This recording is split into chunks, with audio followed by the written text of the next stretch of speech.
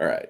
So today for Tablebreakers, myself and friends are going to be discussing crafting items specifically for the campaign that you are running. And so, as it is, I have a few things to say about this, as we all do. And I'm going to turn on the stream, get my cohorts in here. But I wanted to wish everybody a happy Thursday. Tomorrow's Friday. And I think it's going to be a great weekend. Let's start. Introducing Baron Girock. Please welcome from Pekin, Illinois, not Kentucky, Carl, the drinky drunk, or the cigar DM. Please welcome from the FedEx driving school of anger and frustration when dealing with senior management. Hi! Yes. I was debating between that or a man who spends far too many hours by himself pontificating things he'll never have time to share it all with us. You're right. Close friend of ours and now a member of Tablebreakers, our first non-Illinoisan involved with the stream, Mr. Shadow of Shadow and Sun Productions. And please welcome. You're muted, Shadow. Howdy, folks. There we go. And from the southern reaches of Illinois to the grasslands of Peoria, please welcome our friend, Jade. Good evening, everyone, and welcome to Tablebreakers. This is an interesting topic we were discussing tonight. Custom items for the campaign. You could do it kind of a short way. I don't want to do that. I want to dive into this. I want to get both feet wet up to my knickers. So I want to have my at least mid thigh damp and moist on this, to where the Strippers Guild has to take my clothes and wash them. And there it is, the mention of the guild. And it begins. The first 3 minutes. It begins. So, Garrett, this is kind of your brainstorm, and Jade and you have kind of worked a little bit more on this than I have. I'm going to turn it over to you two to talk about custom crafted items for a campaign. Well, this kind of came up in one of our discussions and whatnot, so I kind of threw it out there, and then Jade kind of, as he does, picked it up, picked it apart, and ran with it. So It's what I do. it's what he does. I dissect things, break them down to their base components, and rebuild it. I'm an engineer. It's what I do. We have the technology. We have the 6 million pesos to do it. So we're not going to be just speaking about like the world's most popular role-playing game and its many editions. We're going to kind of be agnostic on this, I assume. Yes. Yeah, that's what I was thinking. Okay. I mean, we can. It's not that we're picking on D&D or one of its many fine iterations or derivatives. It's just that we want to speak more to the audience of the craft of the game. Mm-hmm. Exactly. No, I mean, we can mention... Oh, go ahead. No.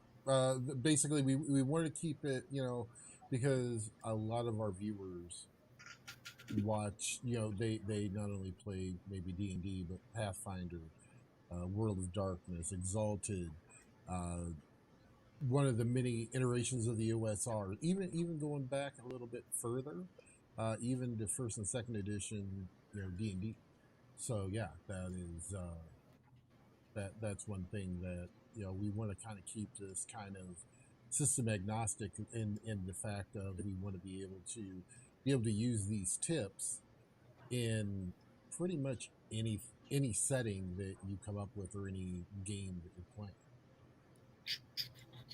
Just the tips. I might mention a few like specific items out of maybe D&D or Pathfinder, or by enchantment names alone. But know that when I conceptualize custom items, I think more broadly than just what enhancements or enchantments it has.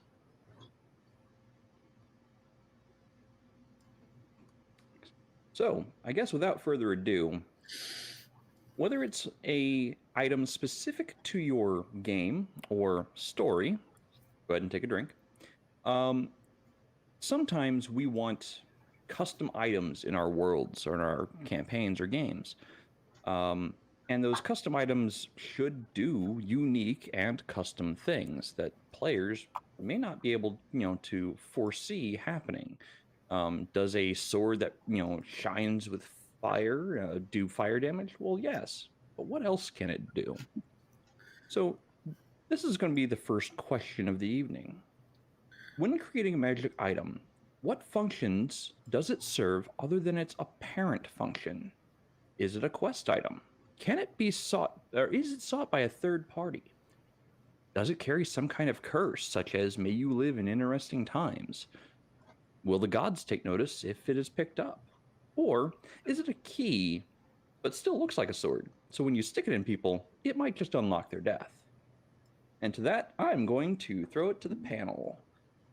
What do you think of as functions other than its original appearance? Or do you? I'm going to start with Shadow. He's right next to me in the panel. It really depends. For custom items, I usually kind of have a sort of an unwritten rule of level. If we're talking D&D type games, they're not going to find anything that special or spectacular or even unique until between 5th and 7th level. There's so many items. Mind you, I when I play fantasy games, I'm usually going by the original AD&D first and or second edition books, and there are literally my tablet's sitting on the Encyclopedia Magica, which is several thousand pages of pre-made magic items. For the most part, I've got an encyclopedia of standard magic items to use.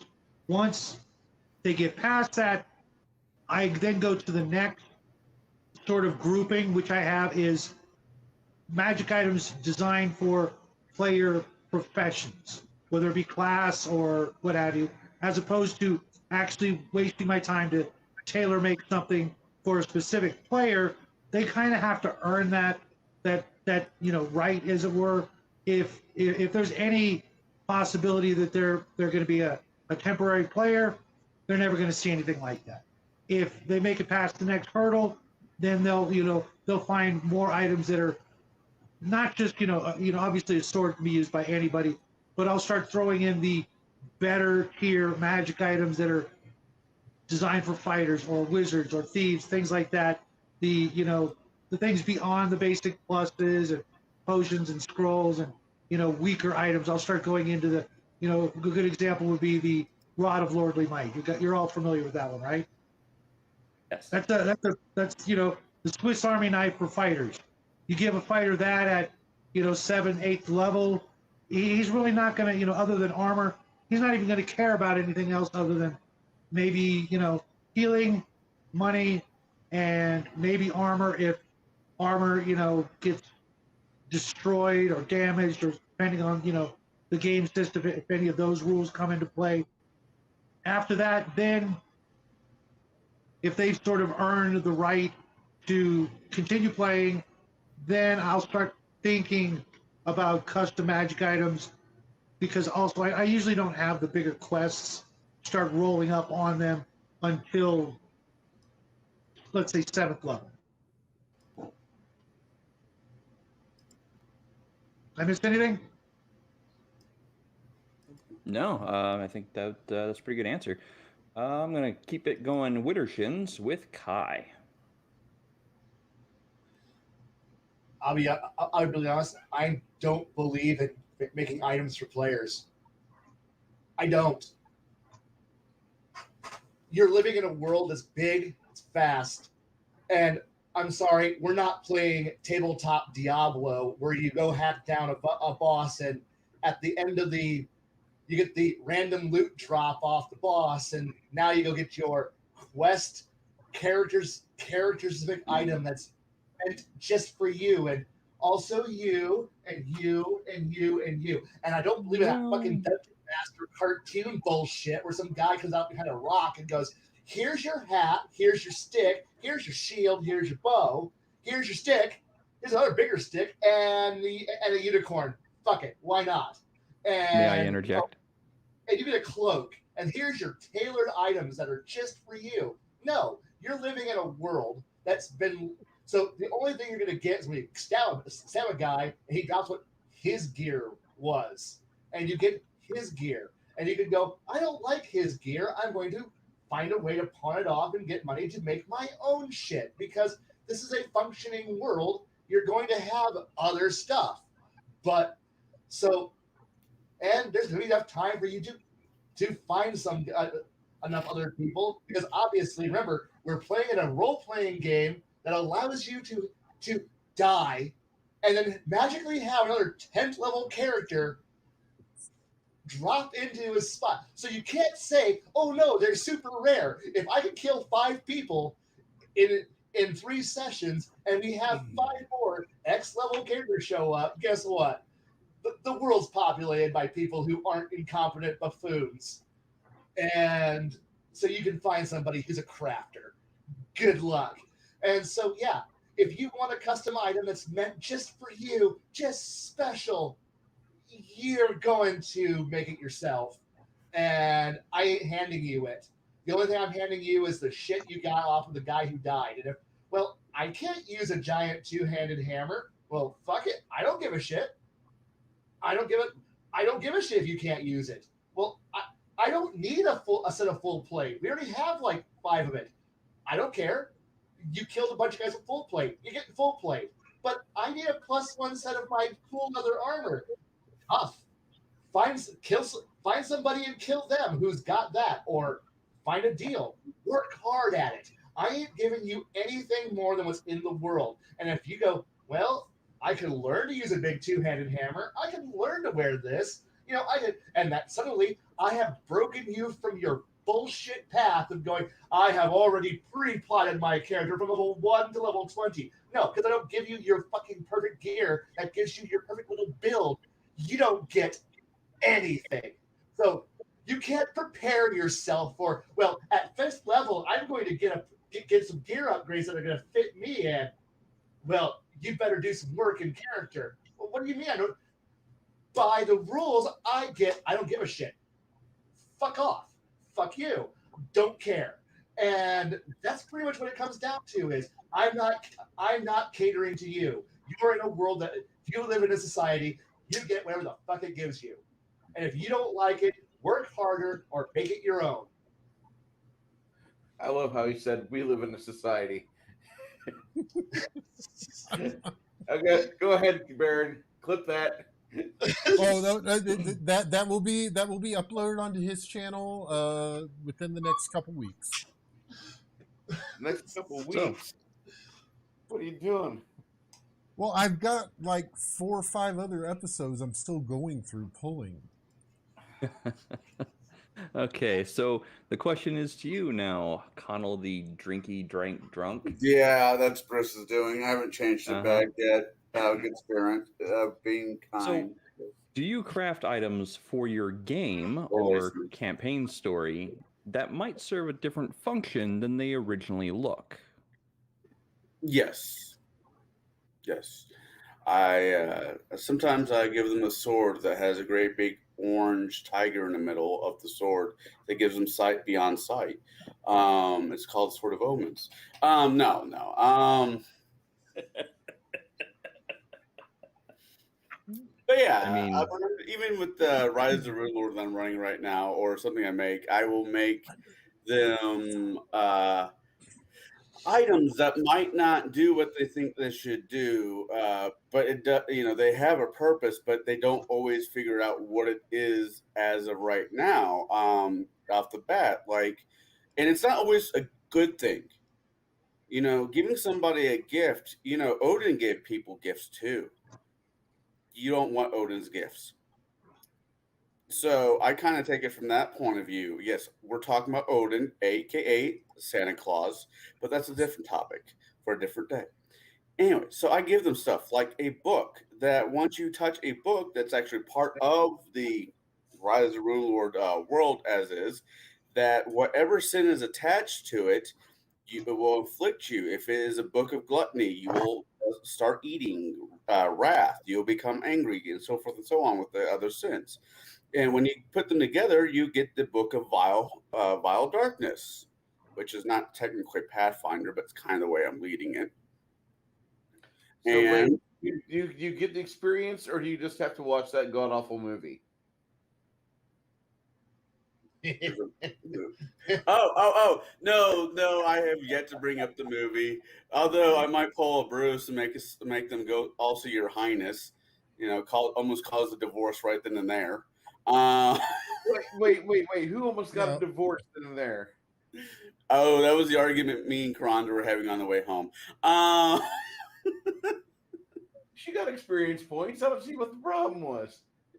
Yeah, her experience was don't let Bruce pick out the movies, and why the fuck did I go along with you? Oh, come on. The opening soliloquy of Sir, what's his name, and the dwarves was great.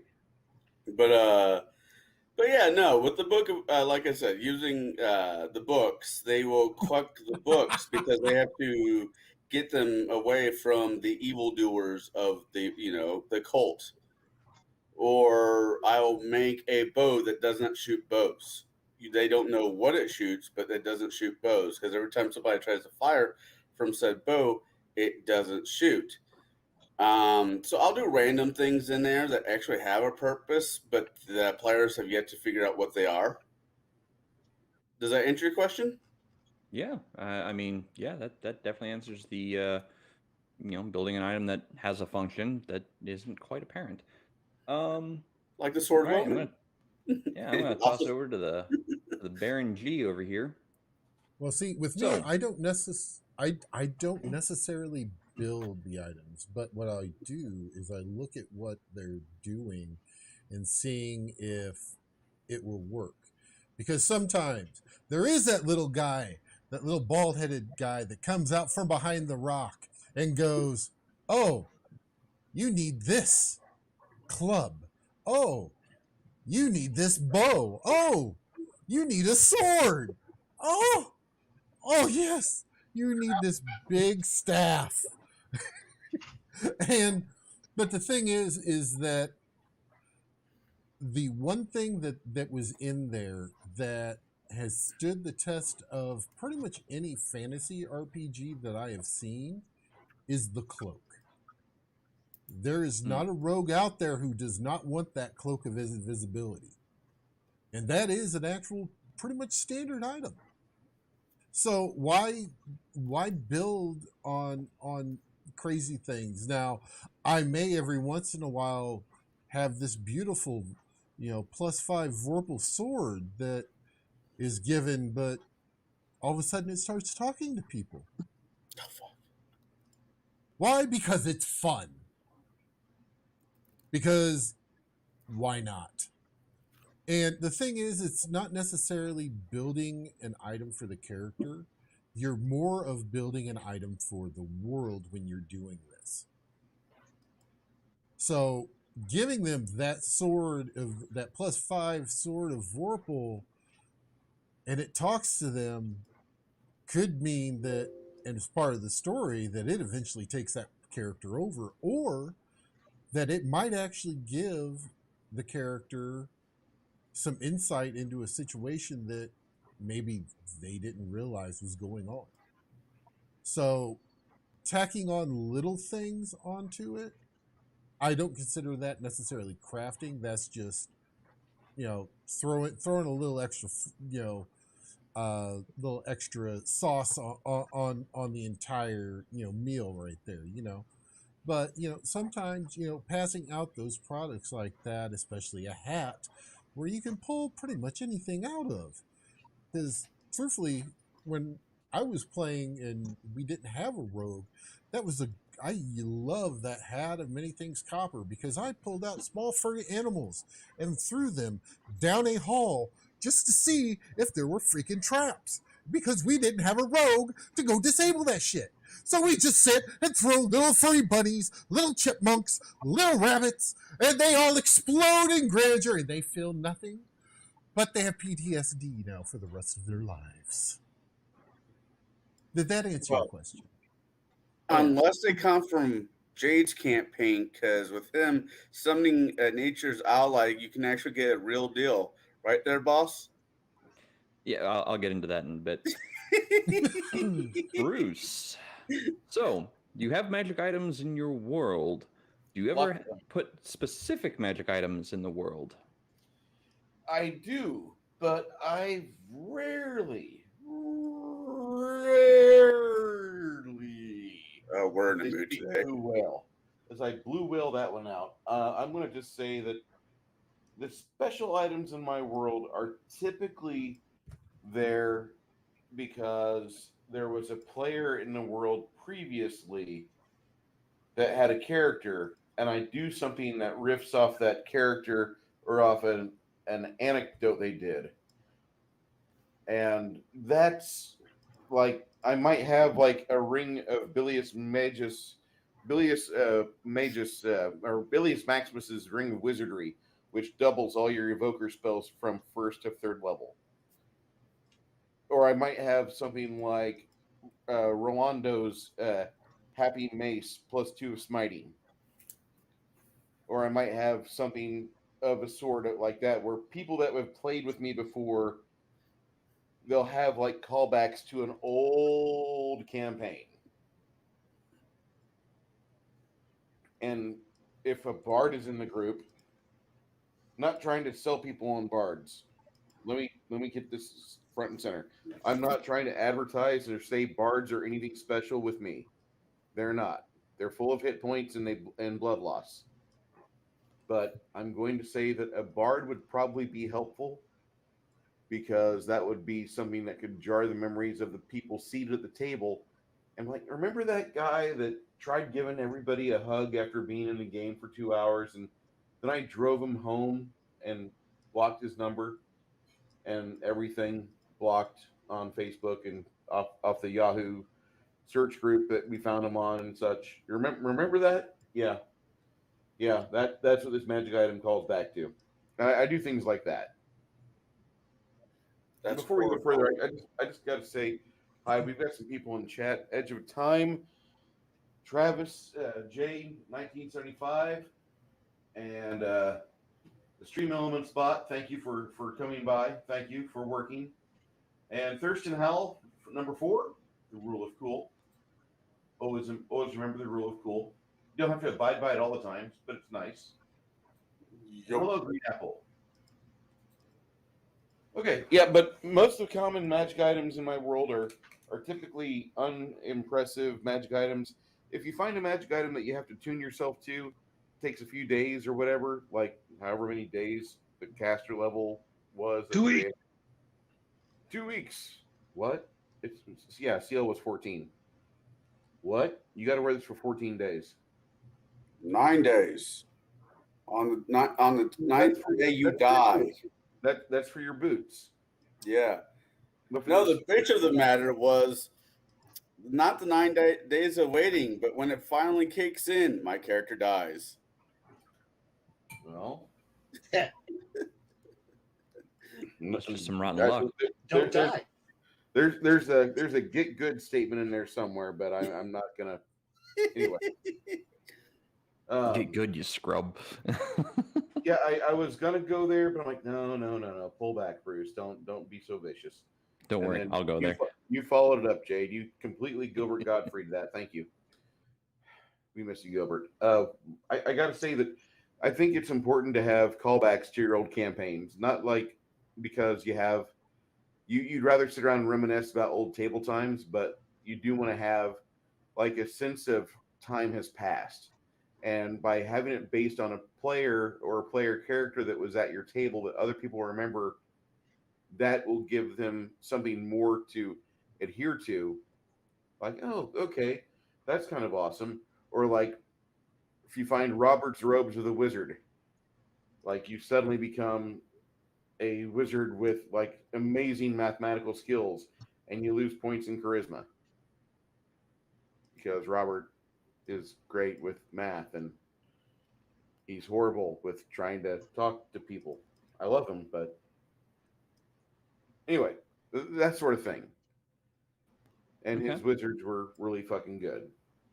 Robert? That kind of Yeah. that kind of gets into the second point of game specific or campaign specific items. Is the item spoken of in Legends? Can its abilities be unlocked by researching its lore? These kind of things. This is the second question I normally ask when I'm coming up with magic items for my own game or stories. Do you guys have any experience with past game players or games where items have come back from the proverbial past to make an appearance again? And this time I'm going to go, well, I guess clockwise. I'm going to start with Bruce and work my way around again. I've not had a campaign where we picked up an old magic item or old relic from a previous game, but I've had games where we've adventured and players had played through the module before and they're playing a different character, and so they try to use knowledge and out of character knowledge, and I slap them down for that, remove the magic item from that campaign location, and don't let them have it. But I'll give them something like, you found an ever smoking bottle, or you found a decanter of endless water, and you don't know what the command word is. Great. This dungeon will flood within the next 2 hours. And I'll do things like that because some players I have, they just don't want to be completely honest with me all the time, and so it's like, wait, why are you going in that? Why are you spending so much time in this 15-foot section on the map? I just think there's something here. And they're probably on their phone looking at the module as we speak, or looking at their old campaign notes from back whenever I ran it in 2006 or 2008. And they're like, it's got to be here somewhere. No. The only thing you found is a old bee's nest with a bunch of bees in it. Have fun. Oh, bees. Not Not the the bees! Not the bees! Ah! All right, Baron G. Do you I ever don't- use legendary items? I don't, but I use former characters. So, like we were talking about when our campaign of Rise of the Rune Lords, I will use our mage Talathiel, who was our crafter. He has been the patron in several of my games. He's not necessarily the nicest guy at times, but he is their patron.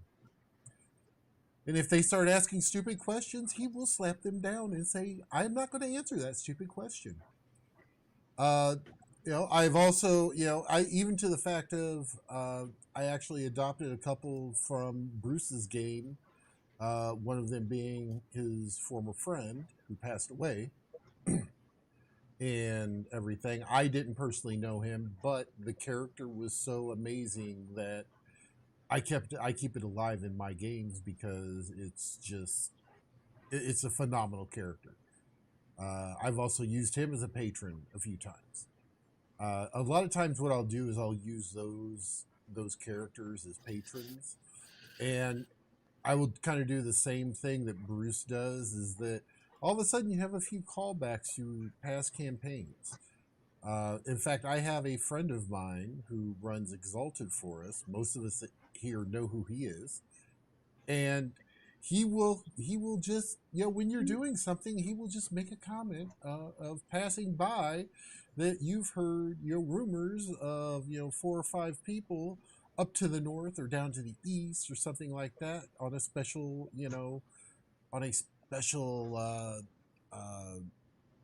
mission, and they're going and doing things, and then we all look at him and go, really you're going to bring that up?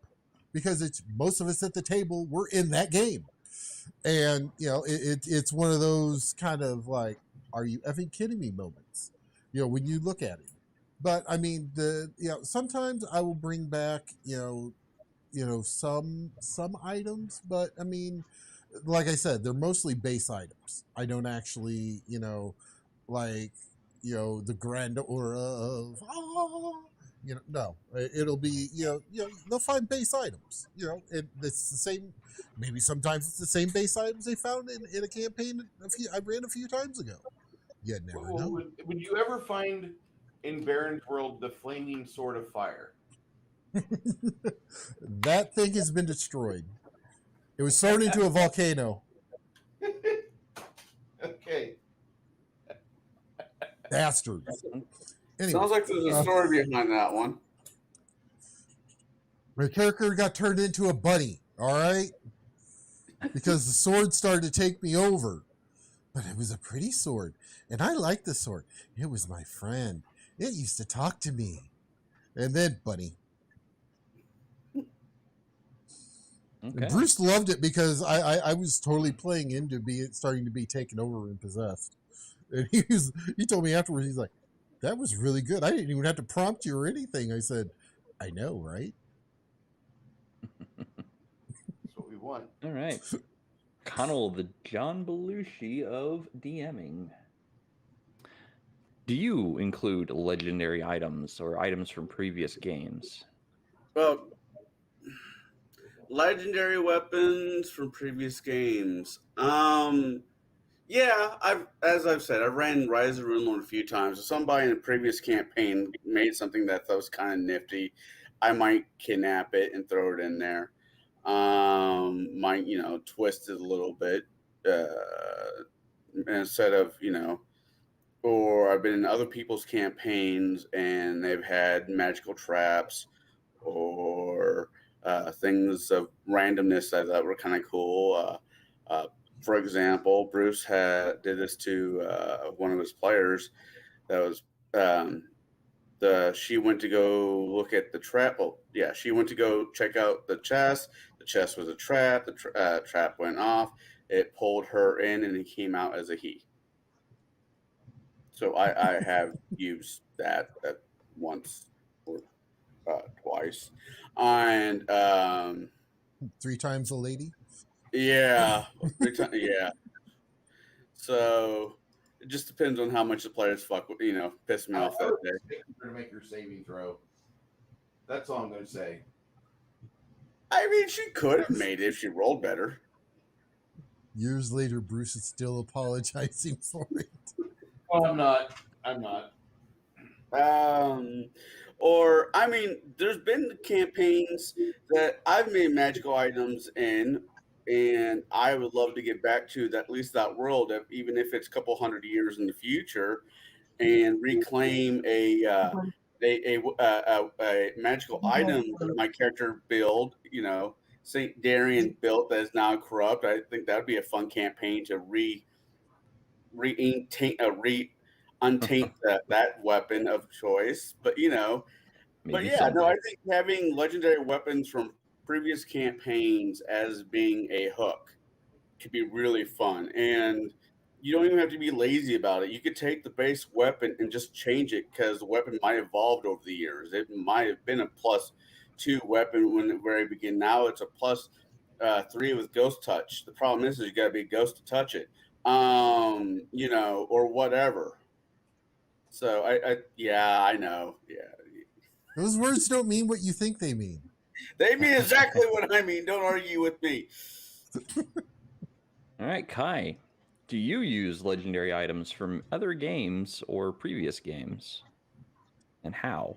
Yes, immensely.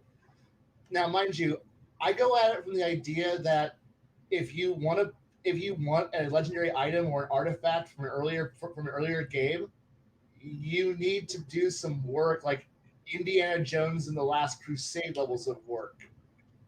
So it's like, if you want the legendary sword of the last Empress of the Third Imperium, you better do some work to track down its last location. and how it moved from that point and that point and that point. If you want it, you need to work. So it's like, and not just a simple, I'm a bard, I roll my magic bard powers and I made bullshit up and now the world works better because I heard some bullshit, now I'm smart. And we need to go that way because bard power said so. No, I mean you need to go and put boots on the ground, fly on a chicken-ridden tri-motor over some mountain ranges, and if you want it, you need to earn it. You need to go after it.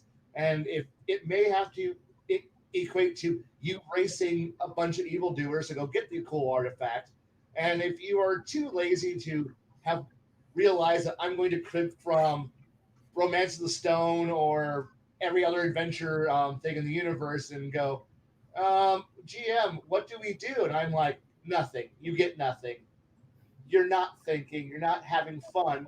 You're not realizing that I'm trying to run an action adventure, archaeological thing where you're going to have to fight off some shit as you do this and make it a cool adventure. But because you're always wanting to sit there and wait for me to spoon feed you something, you get nothing. Sorry. No, sir. You get nothing. Wait, hold on. But most of the people you DM for weren't even born when these movies were made. Their parents might not have been born. Unlike certain people, not everyone is an uneducated simpleton who has no class or culture. That's fair. Plus, if you blink on any cable station, you're going to watch Indiana Jones. Romancing the Stone, man. Romancing the Stone, not to mention the sequel. Jesus. Right. Alan Quartermain. But the thing here is that, oh no, I don't give a shit. But if you sit there and if I literally place for hey, somebody mailed you a book. It is the map to cool artifact. Or some player goes, man, you know what I would really like to have? A really cool sword. I want a cool sword. I'm going to research where cool swords happen. And I'm like, if Where you they don't happen? Where they happen? Yeah? What was that? Where they happen? Yes, it's a place. It's a little place. They get together. You have one sword and another sword, and they kind of rub up against each other, and they have a happy little dagger. So when a boy's sword and a girl's sword really love each other? Yes. Oh, yeah. It's not necessarily. The thing is that when you have a world where there's a lot of legendary cool artifacts out there, and it's like, because you have thousands of years of history, many master crafters, heroes of plenty to fill books, and all of them had cool stuff. And you're like, can I have cool stuff? No, because everybody in those books did something to earn their cool weapons. What are you going to do to earn your cool weapons? Wait for one to get thrown at me and fall and wander into my hands, and I'm like, what are you sitting like walk into a cave and having some old man going, it's dangerous out there, here's an artifact. Yay! No, It's not safe to go alone. It's dangerous to go alone out there. Here's a kitten. That's all you're getting out of me. Now you're not alone. The kitten's there. And when you're starving, in the bottom of a cavern, it's an emergency ration. When it comes to the two swords, they not necessarily have to love each other. I'm just throwing that out there. The thing is that cool items, cool I was swords. going to say when a mommy sword and a daddy sword, but Yeah. But the thing it really just comes down to is there's so much stuff out there. If you want something amazing that happened before, don't just depend on, hey, walk over to our bard. Be useful for 2 seconds. Tell me where to go. And the bard, I have brain damage. I heard of a cool sword, and that's where the bard's uselessness goes. If the bard is thinking, he can be cool. But let's be honest, most people don't play intelligent bards. I have encountered like 2 in my entire life of bards who are worth 2 shits. And they stand out, but most of them are worthless. I roll bards. Bard stopped being cool in first edition. So the Cards were second never edition came. cool. It's like the old 4chan meme. It was never cool. It's I and don't know. First edition bars were pretty badass. yeah, but you also needed stats. You also needed stats that made a paladin cry and to be like, No, not really. you just need better than everybody else's stats to play one. That was cool. In first edition, you No. need to be like a some odd level fighter. Had to go thief after that, and then you had to go get trained by a druid on how to cast spells. You know that multi-classing bullshit that people from the second edition don't like. That was the first Here is edition. that- okay, It so was you in need the- a good caster, good physicals, good this. Like suddenly you're going, man, I hope I rolled good, so I'd be a confident, amazing character rather than just mediocre at everything. But wait, you're a bard, you're mediocre at everything. But still, we come back to I have. Not really. Not really. 15 strength, Okay, 12 you're rolling- intelligence. That was it. if you were rolling the classic way of playing, not the 4d6 drop the lowest, no 3d6 play it as you roll. You're hoping for the magic lineup, so that way, okay, so I have a good dex, good strength, good con. Okay, cool. I'm an actual. I can do this. I can do this. 3 15s and you're in. Good. How often do you get 3 15s off 3d6? We're playing first edition. We're going for old school way of doing this shit. So You could also do 46 as per the DMG. right, but not very often is this coming up. But hey, but still, yes, there's a mountain of artifacts out there. They're just buried in the sands of time. You just got to go out there and I don't know, work, or wait for me to go. Well, shit, you're all useless, and the Nazis got the cool magic item. Now they're going to use it to beat the crap out of all of you. Wait, how did they get? Because you guys missed every single clue.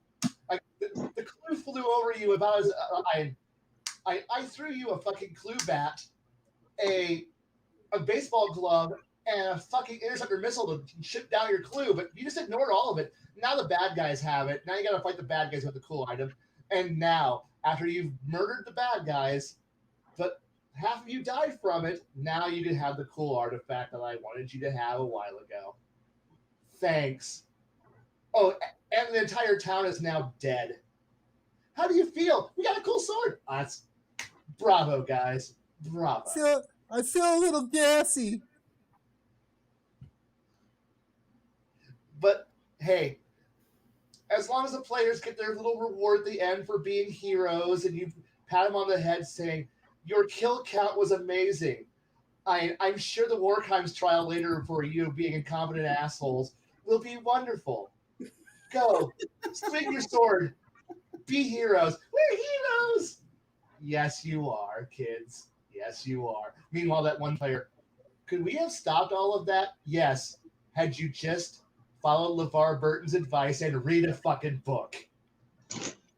Reading Rainbow. Okay, so Shadow. Legendary items from previous games making an appearance in your current games. Absolutely. Absolutely. All the time. Mind you, most of my games are, I'm not going to say I push them past the early levels to get there, but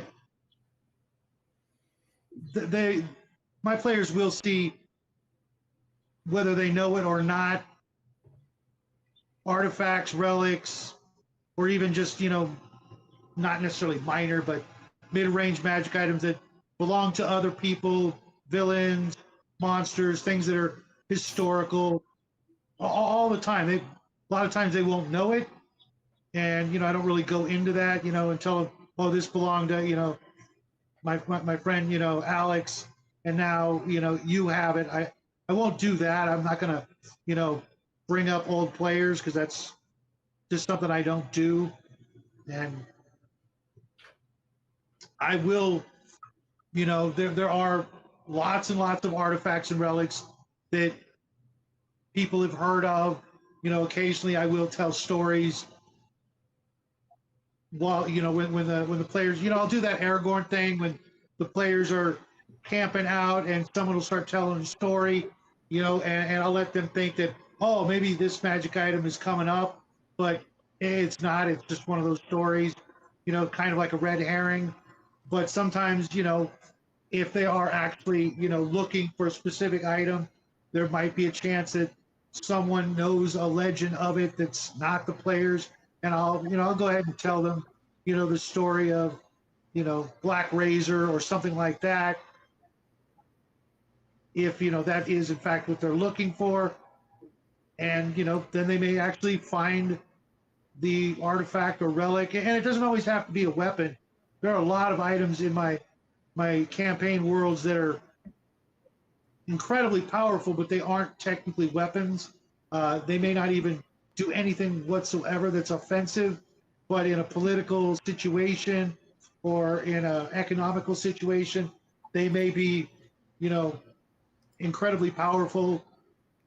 For example, something that maybe, like, you guys probably remember the ever full purse that just keeps popping out, money every day. Well, there are other items that I have in my campaign that instead of producing gold, they'll produce something else, maybe a specific kind of gem, random gems, or even there's a very famous item from Arduin that every once in a while I'll throw out, called the Silver Chalice of Life. Every day it fills up with a liquid. If you drink that liquid, you will not die that day. 24 hours complete, you will not die. Doesn't mean that something else bad won't happen to you. And it doesn't mean that, you can get away with, walking into a volcano. You may go unconscious because of it. And then the next day, no one went into the volcano to rescue you, so you die the next day. But there are items like that in my campaign that aren't just, weapons or rods and stabs and wands, offensive magic items of great power. Sometimes those are the best.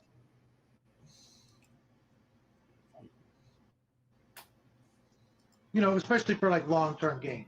If it's just, hack and slash kind of a party, they really won't care about the other stuff. Sure. And see, I run a lot of the same world. I don't really branch out beyond that world often. So I use a lot of items that were created by previous characters or players at the table as legendary items. They might have a bit of a lore or history. They might have certain custom powers or abilities that the magic item, that it may or may not have had in its original creation.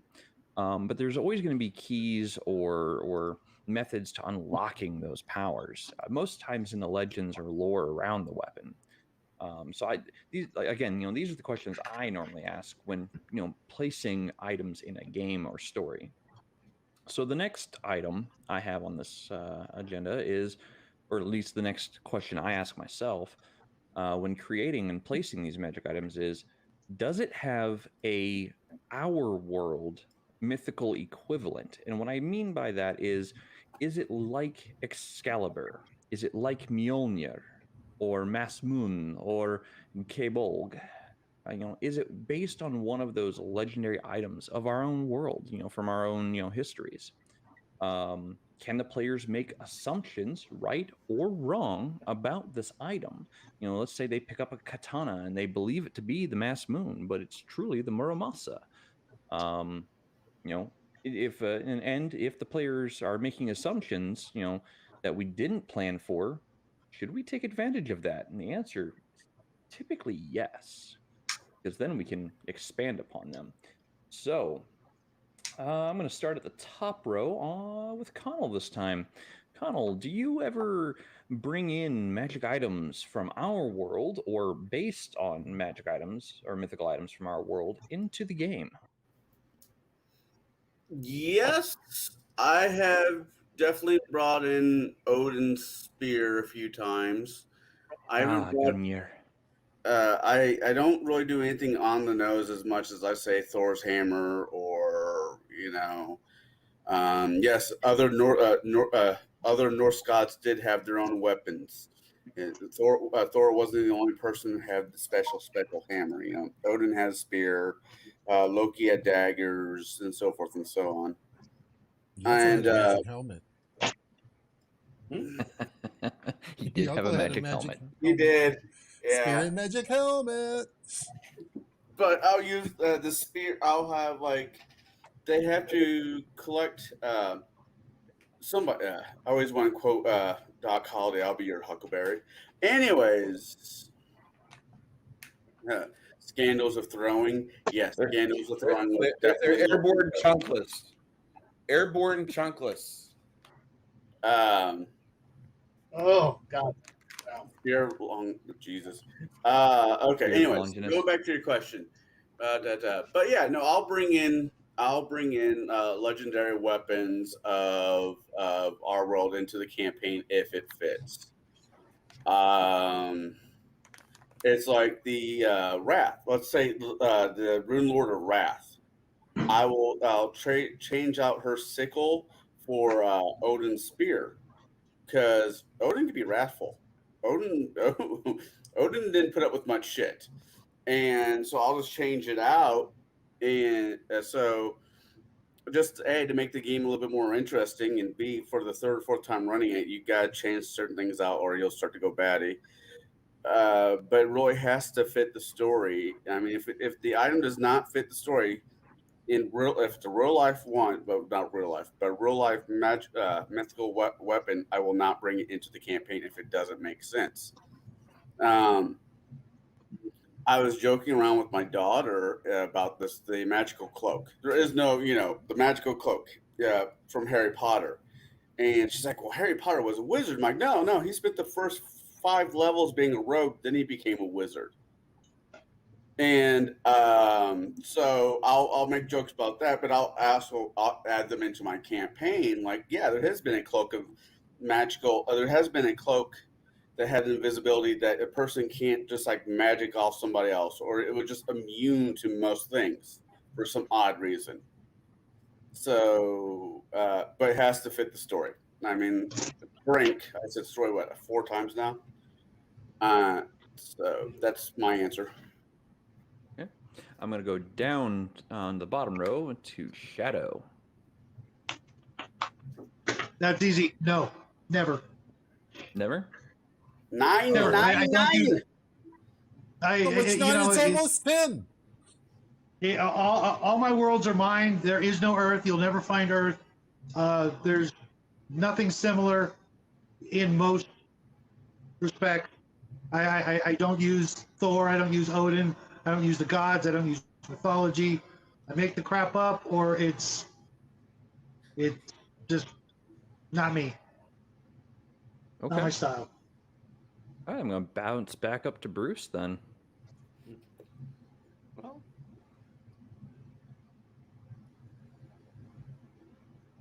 I keep going back to the fact that all of us seem to be honoring the players that played with us before, or most of us do, which is fine. And I think for the players at the table, whenever we're sitting there, we're not really, we're focused on having a good time in the game, Jade. But I think a lot of people sit down because they want to feel like they did when they were 12 and open up a magenta box again. And that's Old Bay. Yeah, they're kind of going into that. And I'm continuing my answer from last question before I get to your current question here. Sure.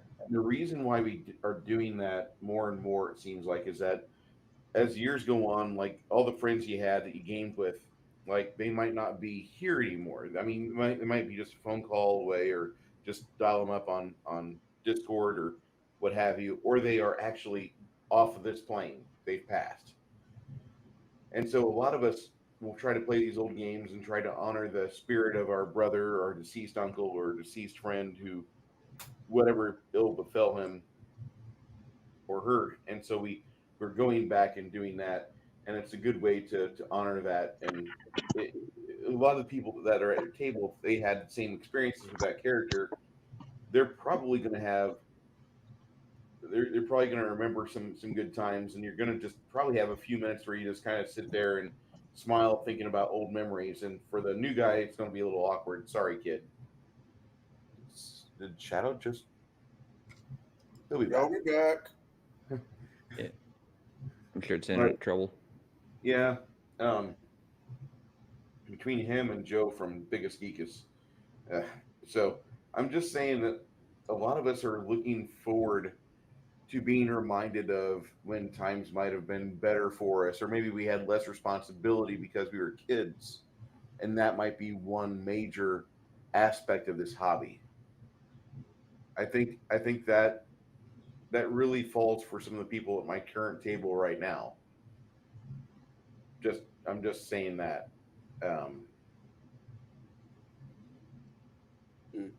I'm sorry. Your question was what, sir?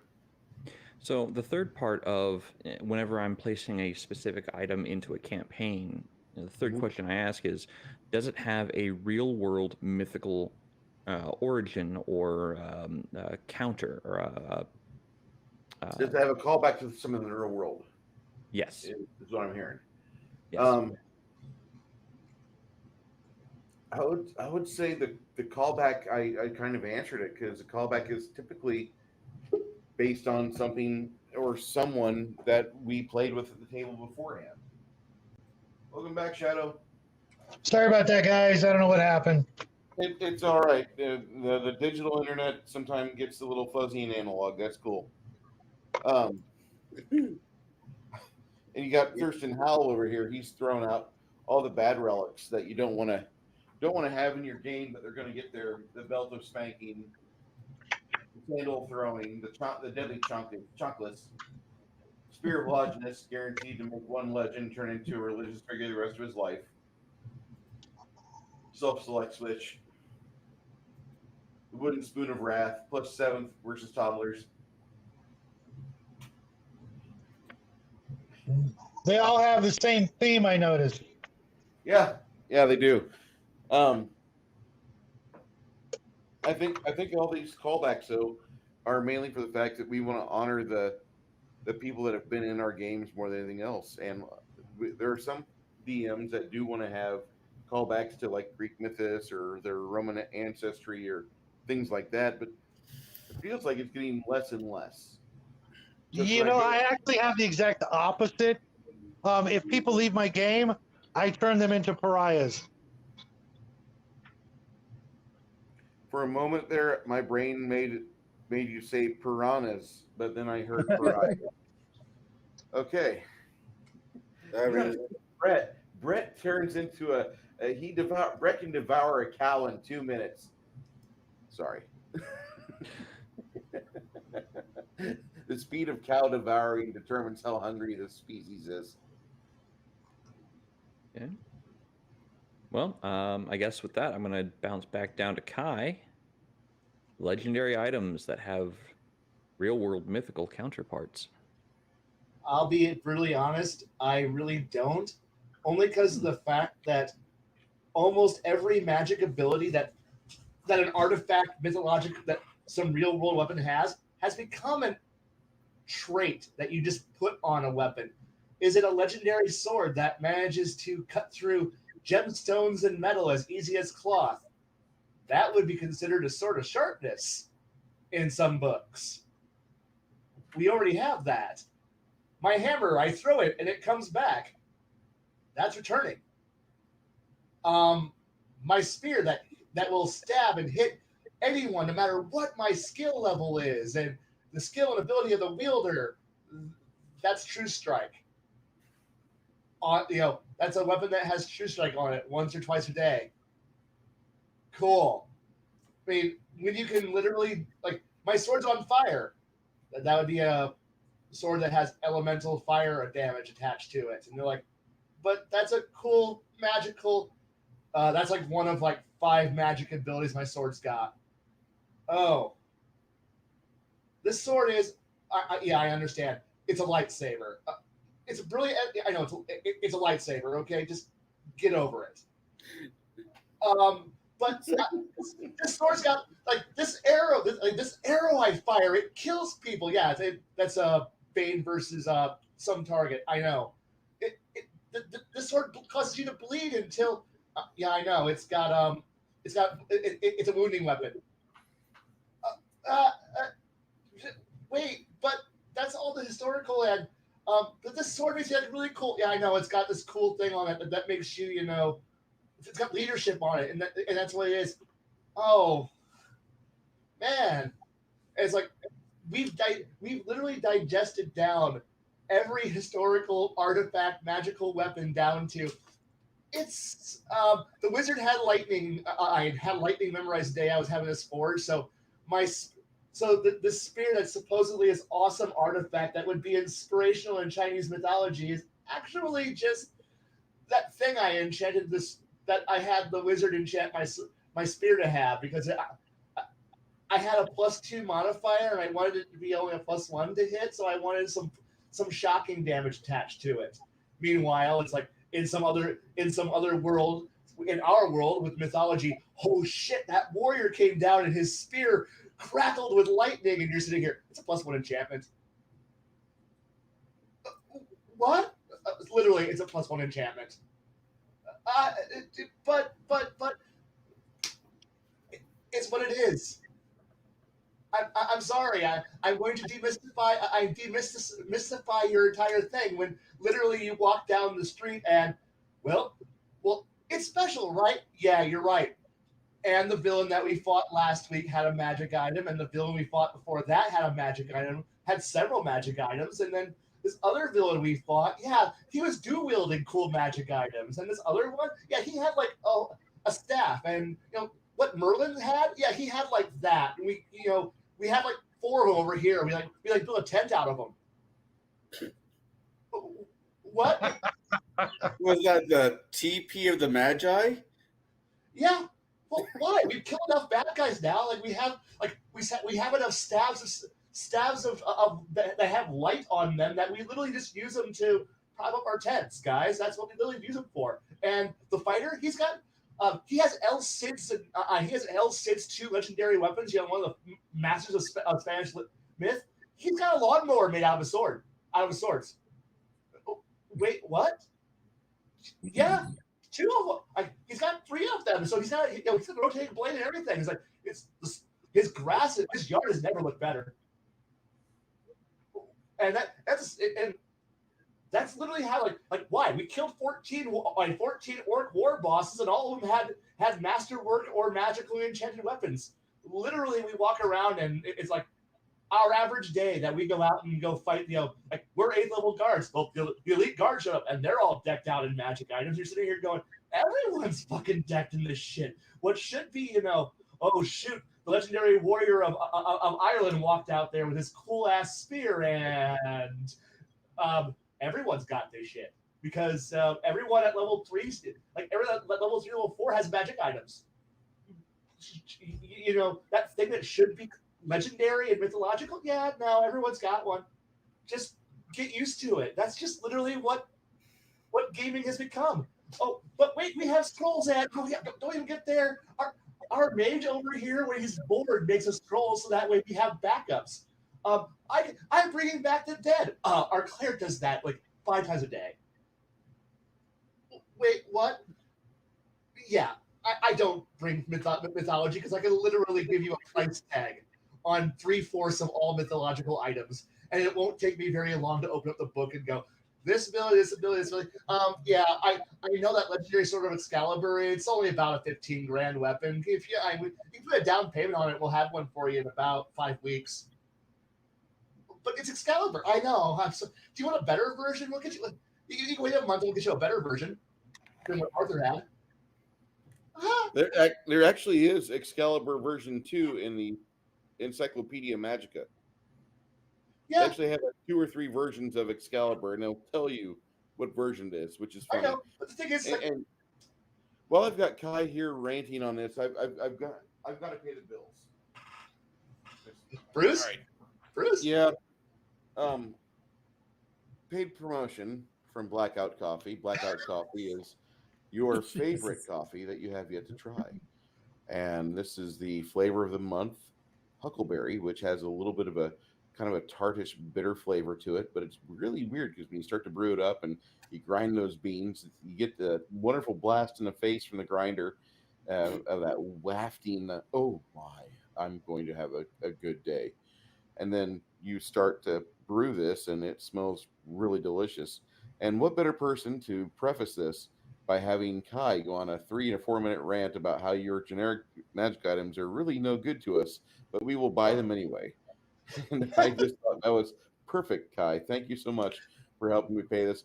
I'll put the link in the chat for this wonderful Huckleberry blend.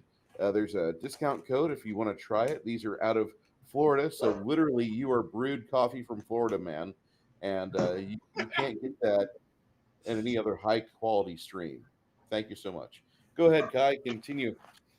Hey, Kai. What was that? What was that one sword that you handed out once, and the player was nonplussed?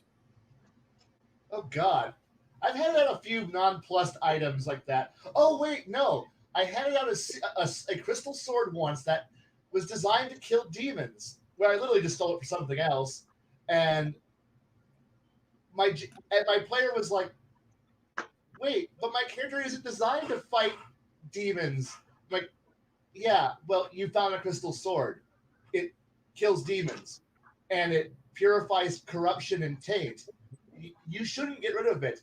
I don't want this. This isn't for me. And then he just pawned it off to somebody else in the party, and that player and like one other person in the party goes, I have no idea when we're going to fight a demon that's got.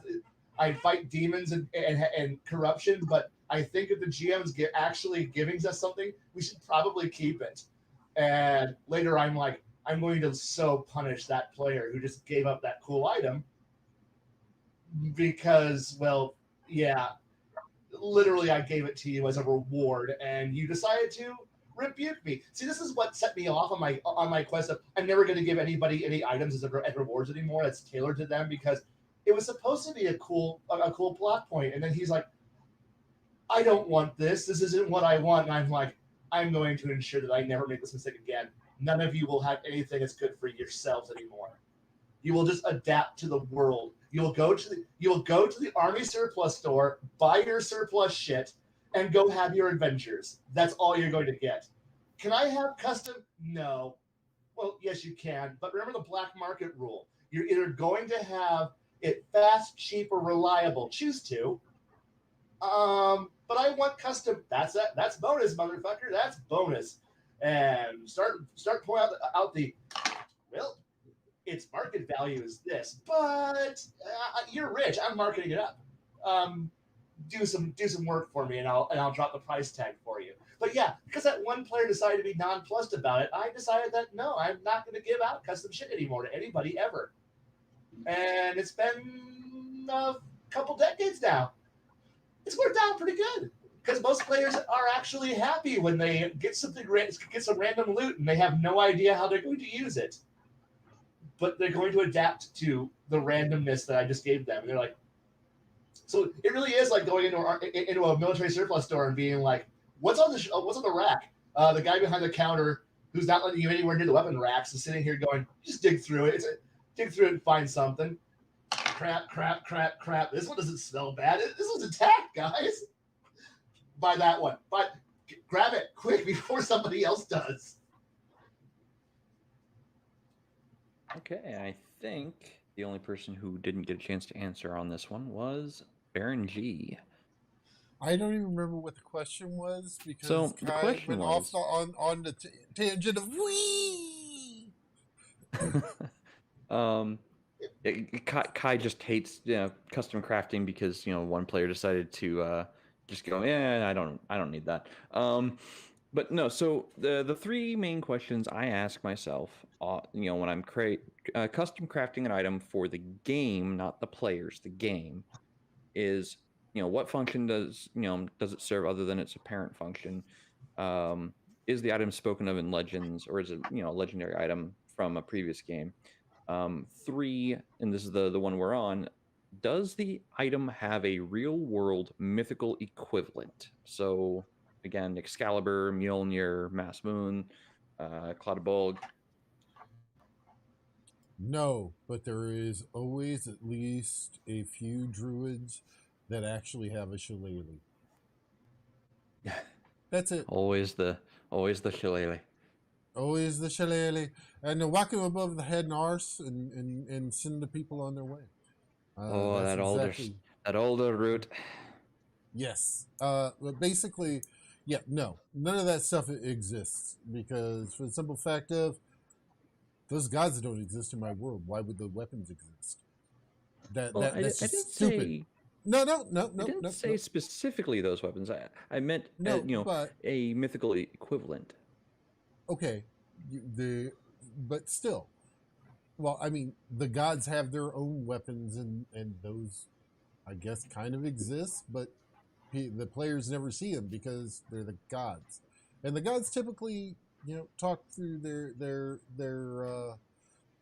voice boxes, so to speak, which is, oh, they're paladins and priests, and they don't, they're too good to come to the landscape to actually, talk to the run of the mill minions, and because they're just too busy, too important.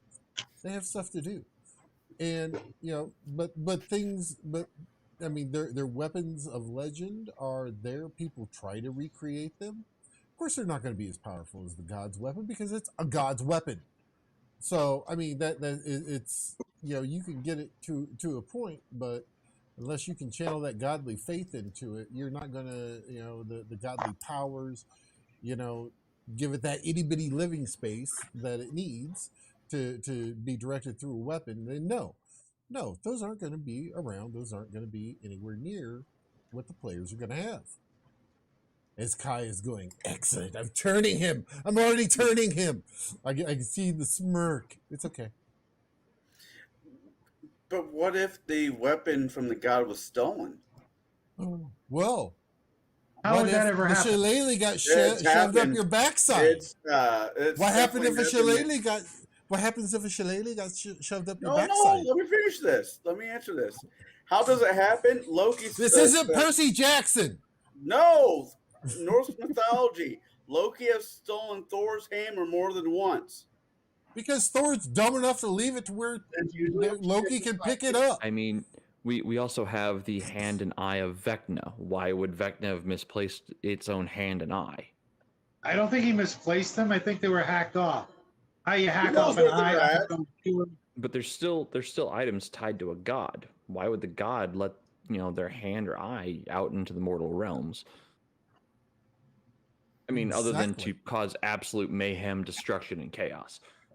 Hell, I I didn't think Vecna was still walking around without his hand and eye. I thought he was trying to reconstitute himself by the fact that those pieces were.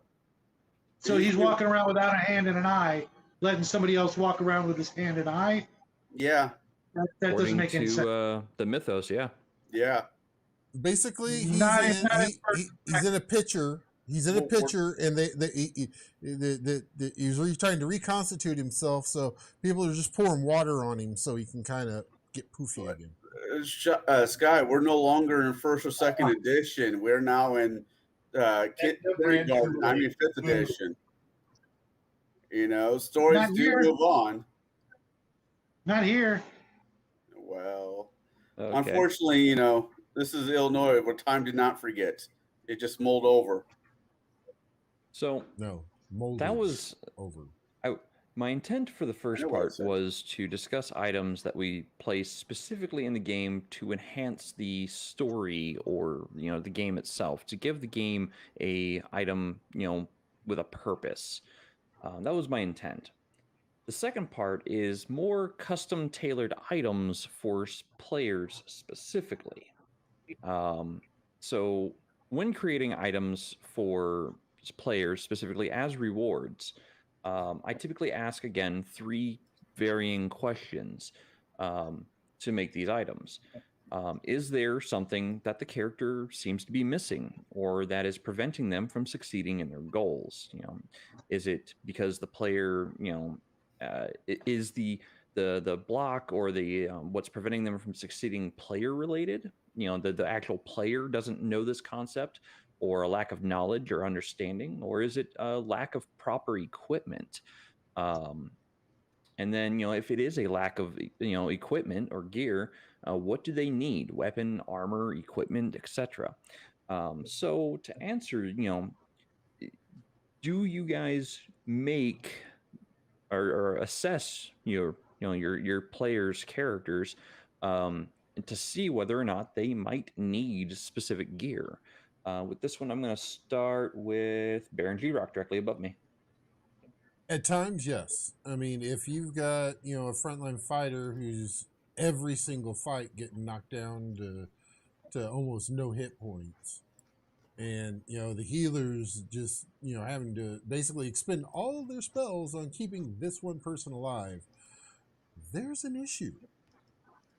There's a big issue because the healer should be expending that on the entirety of the party, just not one player. So, you assess it, see, oh, well, maybe they need a little, oh, I know what they need. They need what every fighter needs. Dwarven plate mail, dwarven stone mail, boonk, drop that right, or, drop that in front of them. And, they're good to go. They have no decks, but that's okay. You got a +9 to their AC, and they are never, ever going to be, hit. Stuff like that. I mean, and truthfully, as a GM, we do have that responsibility. I mean, if we're throwing, appropriate monsters, encounters, etc., and they're just, it's not working, and it's not the player because they've played in previous campaigns to where, this hasn't been an issue, but in this campaign, all of a sudden it has, then yes, you need to fully outfit them. You need to get them, wrapped up in their bubble wrap and then send them out into the world, because that's what they need. They need to be protected, whether it's armor, whether it's maybe a slightly better weapon, and you can do that, a lot through role play. You can also do that a lot through just, interactions of, they go to the store and they're looking through things and they go, oh, well, do you have any specials? Well, yes, I do have a special. This armor right here, which is, and the guy looks him over, yes, this looks like this would be better. It's actually half price because it's been sitting in my window for 5 years and no one has even looked at it. And I think this would work perfectly for you.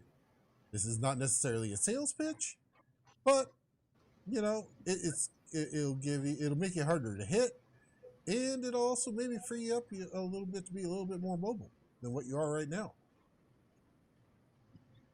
Dropping that clue by 4 on their head to go, oh. Okay. Kai, I know you said you don't do it anymore, but you did used to make magic items for players. Did you take into consideration, what their characters might need if there was some kind of lack? Honestly, the thing here is that I know what my players can kind of, for the most part, do. So if the fighter is charging up there and getting himself murdered repeatedly to the point where it's almost just a running joke of him running into the building, being punched out the window, and then going, I'm going back in there. And I'm going, well, he's doing his job of blocking the access of the hallway. So he's doing his job. Continue to take the blows for everyone else. And if he's getting punched really hard and he can't figure out for himself that maybe he should buy himself some better gear or look for better gear. But I've also seen this recently where we had an entire party, 7 people, and with me just sitting here like this evil villain just sitting here in my chair going, no, continue. I want to watch you suffer. And having 7 people tell the fighter, stop being stupid. Here's how you boost your ace when they're sitting here with a whiteboard, drawing circles and putting numbers up on the wall to tell him that he needs to work on his armor class, work on his hit points, figure out abilities to increase your survival. Here's how to use your class abilities and feats to not be meat who just gets punched in the face like Rocky Balboa who's tired. Hey, I resemble that comment. Talking about you are that comment. But when the guy runs in there with like wearing a t-shirt and not using a shield, and he's in there to go be the tank, and he's like, I've got a lot of hit points, and I'm like, hit points go away real fast. You know that, right? Really fast. Especially when the guy who's built to beat the crud out of all of you shows up there and wields a small Christmas tree. He's going to ram it at you in places that you don't want to be rammed with needles still attached. And He's going to cherry chase your ass. I am not comfortable being grappled that way. Yeah, your 150 hit points ain't lasting long versus the blue spruce tree going up the wrong hole. It's starting to look a lot like fuck this. I hate this time of year. So when you have a bulletin board going up there saying, and in big print, someone has written, "You are stupid" across the board, and I'm like going, I can't write you a better billboard. The only way I can write a better billboard is to rent one of those digital billboards outside your job and tell you, buy better gear. You have the money, buy better gear. I know you've got the money. And then him, but I like but I like shiny coins at large numbers. And I'm like, it's meant to be a resource for you to work on yourself. Everybody else is doing it. Everybody else is not coming out at every battle going, oh God, I just went 3 rounds with Sandman, and oh God, I hurt. So what's your favorite color? 7. Oh shoot, you beat the intelligence out of him. Oh yeah. It tastes like purple. I know. And his last moment before he's dead is literal. Before he passes out from pain and suffering, is just like, Godzilla's my dad. And you're like, what the fuck do I do? Do I just literally have a magical fairy just show up and throw gear at him? No. I mean, it could look like Judi Dench, and it could sound like Judi Dench. James, from Scrooge? I have Scrooge? I have to show you this new item. I believe this is going to help you. Look, and the thing is, occasionally when I do give the players gear, it's like M from like a Bond movie. He's like, oh, it's a Q from a Bond. Like, M's like, go down to see Q. Q's like, hi, I'm here to give you gear. You may take these items, but return them to me, please, after the adventure. And the party, cool. A wristwatch that shoots fireballs? I like this. Wow, this coat can store my horse? Yes. Why would I need to store my horse? And here's me. Don't question it. I'm giving you something. It's supposed to be helpful. Why would I need to mount at... And I'm like, okay, fine. Obviously, Q can't help you. Your brain no longer functions. All you see is, does it give me better AC or better to hit? And here's me. No, I'm trying to give you all the tools you need to be... You know what? Fuck it. If you can't figure out what you need, obviously you got everything you want. You got everything you need. Your brain, all 2 cylinders and 1 gear that it runs in. Fucking magically you can run this shit. But congratulations. There's the Nuremberg ring, and you're on a tricycle, and you're on a unicycle. Good luck.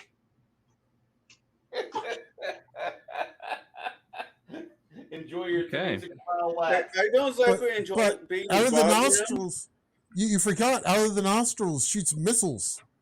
Really quick, Bruce, I don't enjoy being above Kai because when he goes on his rant, he's looking up, and it feels like he's looking at me. He's bitching. He is. There you go. All right. So I'm gonna hop over to Shadow next. So The custom Shadow. gear for players. Do you ever put custom gear in there to shore up or fix certain issues that a player might be having with their character? Absolutely, absolutely. If they've done something exceptional, they've saved the town, the village, the kingdom, the universe, and they get their Star Wars medal ceremony at the end of New Hope, and the princess comes down and gives them a medal. Well, you can rest assured that medal or whatever that item is probably going to shore up one of their weaknesses, at least whatever their whatever they deserve, and would help them the most. I can't think of a better way, to give them that pat on the back that not only will they benefit from, but they might even treasure it more than some of these other items. You find a +3 sword, that's cool, but the princess or the king or someone important actually gave you this +2, but it also does this or that helps whatever weakness you might perceive or actually have. There's no better way. It's almost, they deserve it. They've earned it. They'll never forget it. Even if they someday, 20 levels down the road, they find something better, you can guarantee they're not going to pawn it. They're not going to, throw it away or just leave it in their bag of holding. They'll find some special place to mount it on a wall with a little plaque saying, how they got it, who gave it to them. The whole bit. It's actually, a great way to add some flavor to the story and, a reward for, doing the right thing at the right time, or, maybe they, like I said, save the kingdom, save the universe. I can't think of a better way to reward them. Awesome. I'm gonna. What? I did not hear a word of that. Good. Like, I would love to reward my players like that, but most of them are fucking retarded. So. Do they None ever of watch them this? watch the stream? Nobody, Yeah, I was gonna say, nobody do they know you do this? I'm safe. For now. Because they're retarded. We forgot. They're retarded. They're retarded. All right. And you let them into your campaign. Why? Connolly says the excuse he's getting paid. Look, they think they're smart and they're nice people, and for the most part they are, but boy, the ones who are smart don't need my help. The ones who need my help are too stupid to accept it. Kai, It's your wife's not listening, right? You're not banging any of them, are you? Are you banging any of No. them? No, not God, I no. hope not. The important, Hey, whoa. Sometimes the dumb, pretty ones are, Yeah, everybody's and got a most of purpose his in life. players are in high school. Yeah. No. Laws. And that's here. not anybody ever. Yes, Yes. laws. You want to follow laws? Hey, Yes. hey, this is why I like Yes. college girls. Law-abiding I citizens. get older, but they stay the same age. Hey, maybe they were held back. Maybe they were held back a couple of years. Look, Maybe you got a the different word age you here can is stand. law-abiding citizen. Law-abiding citizen who's not a groomer. Let's go with that. So, Wow. Connell. This one- Yeah. Yeah, I didn't do Bring it this. Up to you. I didn't do this, and neither did you. I'm gonna hop up to Connell on this one. So, do you ever provide magic items that shore up certain weaknesses or failings of characters? Yeah. Hold on, let me. Okay. You are splitting. Okay. You give the kid with ADD more sugar when you say shit like that. You want him to be calm. Okay. Bad. Just How do bad. you find it? So, for your players that are not in the grooming point of view, wait, that's not right. So you have players that are group. They're well Okay. groomed because they comb themselves, but that's besides the point. Okay. Just ask me Hypothetically- questions. Hypothetically, I'm running a campaign where the paladin is just coming up short. Not by his own doing, just Is he a gnome? no, he's human. He's human, and he's just coming up short. Where Oh. his stats are where they Oh, so he's a supposed to halfling. No. Yeah, I get where you're going with that, but it's not a stature in short. It's more of the initiative he's coming up short because he's from an earlier edition. He's from a much nobler of time player. When his wizards had pointy hats and staffs the size of, made of hewn oak. Anyway. But by the way, I'm gonna 1 second, Connell. I do need to say this: the views of Shadow and Sun is not indicative of either Bruce or myself, and any and all issues with his comments should be directed toward his channel. His channel is in, if you're on my stream, down in the links. Yep, I got his channel and the links too. So his Just deck. asking questions, guys. Just asking questions. So he's having an issue with initiative because he's just not as dex friendly as, let's say, the Dex Monkey Dex Monkey Archer character is. So I would make him, let's say, not Boots of Haste, but something to bump up his dex. Not by a great deal, but I don't think there's actually any magical item out there that lets you completely affect initiative outright. I don't think there is. You can make one as a DM. I mean, you can do anything as a DM in theory.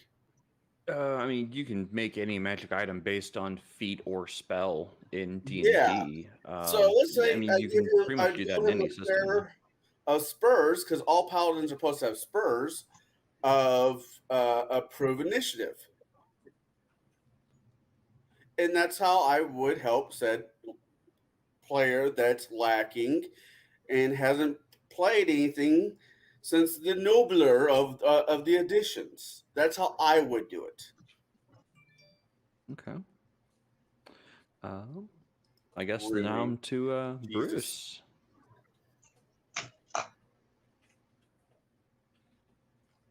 So now, Bruce, I know you've done this in the past. It may not be like a specific, like, hey, take this +5 sword of Bane and blinding light or whatever. But I know you've put items in players' paths because you've seen, where they're having issues at, and you intend for them to pick them up. Yes, and I think that's really important whenever you have a game that's going. You want the players to struggle. Okay, let's get this stated firstly. I want the players to have the hero's journey each and every campaign. I don't care if I run 10 million campaigns, hero's journey. So you're not going to win every fight, but if you're a fighter, at some point, I do want you to stumble onto at least a +1 sword. I do want you to have a stout shield, maybe a shield that's specifically not for you, but it was for somebody like you in a similar position long ago, and therefore it's getting its purpose fulfilled. I think that's important in a game. I think that's important for a DM to recognize that.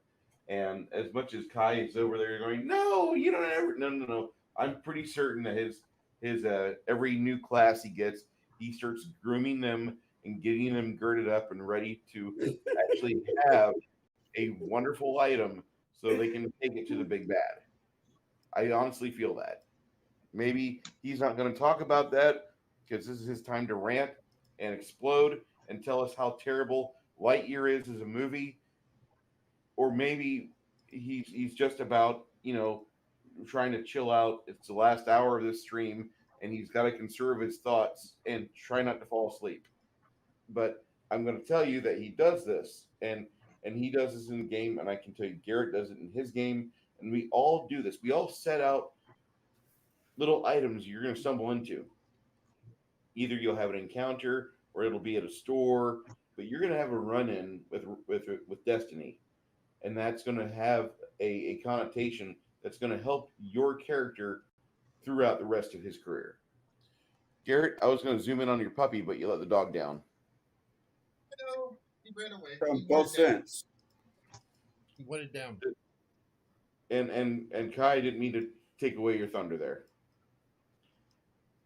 Oh no. The thing is that you're not wrong, but you're also. I would prefer to go with the idea of I'm giving them choice, rather than assume that I'm the Emperor from Star Wars and can see into the future, and go, I know exactly what you need. Here is the exact sword you're going to use. Here's the exact armor you're going to use. Here's the exact gear here's your accessories that you're going to use, for I have foreseen your build and your choices. No, I'm going to literally let you kill 25 people and have a plethora of gear and go, let's see here. What's the best? And then I sit back and go, all right, I see you've chosen the spear. You've chosen an interesting fate for yourself. They have chosen their doom or their blessing, or they just choose, I don't need to wear gear. I have starter gear. That's all. Oh my God, please just die faster. Please die faster. And please. But most of them are smart to go, No. He's going to give you your sword. it's like, I'm not going, Wow. it's like, I'm not giving you your, like, and after a while, I might give you access to a master crafter who will let you craft something that is tailored to you. And that point, I am not the prophet of God in transferring his divine knowledge of what you're going to do in 3 weeks. Because I don't know what they're going to do. It's like, I could go, I have given you everything you need to save the world and the party. Let's go to Toys R Us. Wait, what? No. Plot, story, that way. I've given you all the tools you need to stop the evil villain's ascension. I give you what you want, because no matter what I give you, what I think you need, you're not going to use it. You're just going to be like, because unless I telegraph it, the Dark Lord of the Abyss is only defeated by this sword of silver and blessed holy goodness, and it was passed on by by an angel who told you, stab him repeatedly till he no longer breathes. And most likely half my party go, smart, okay, we use the sword. Hey, fighter, use the sword. No, not a sword, I use axe. Now, did this angel sound like Christopher Walken? Maybe. Marsupials. They scare me. It's like, or it just maybe literally I'm Billy Connolly just sitting here going, oh, come on now, motherfucker, just do something smart. And I just, it might just be Dennis Leary going, just fucking come on. And old Leary.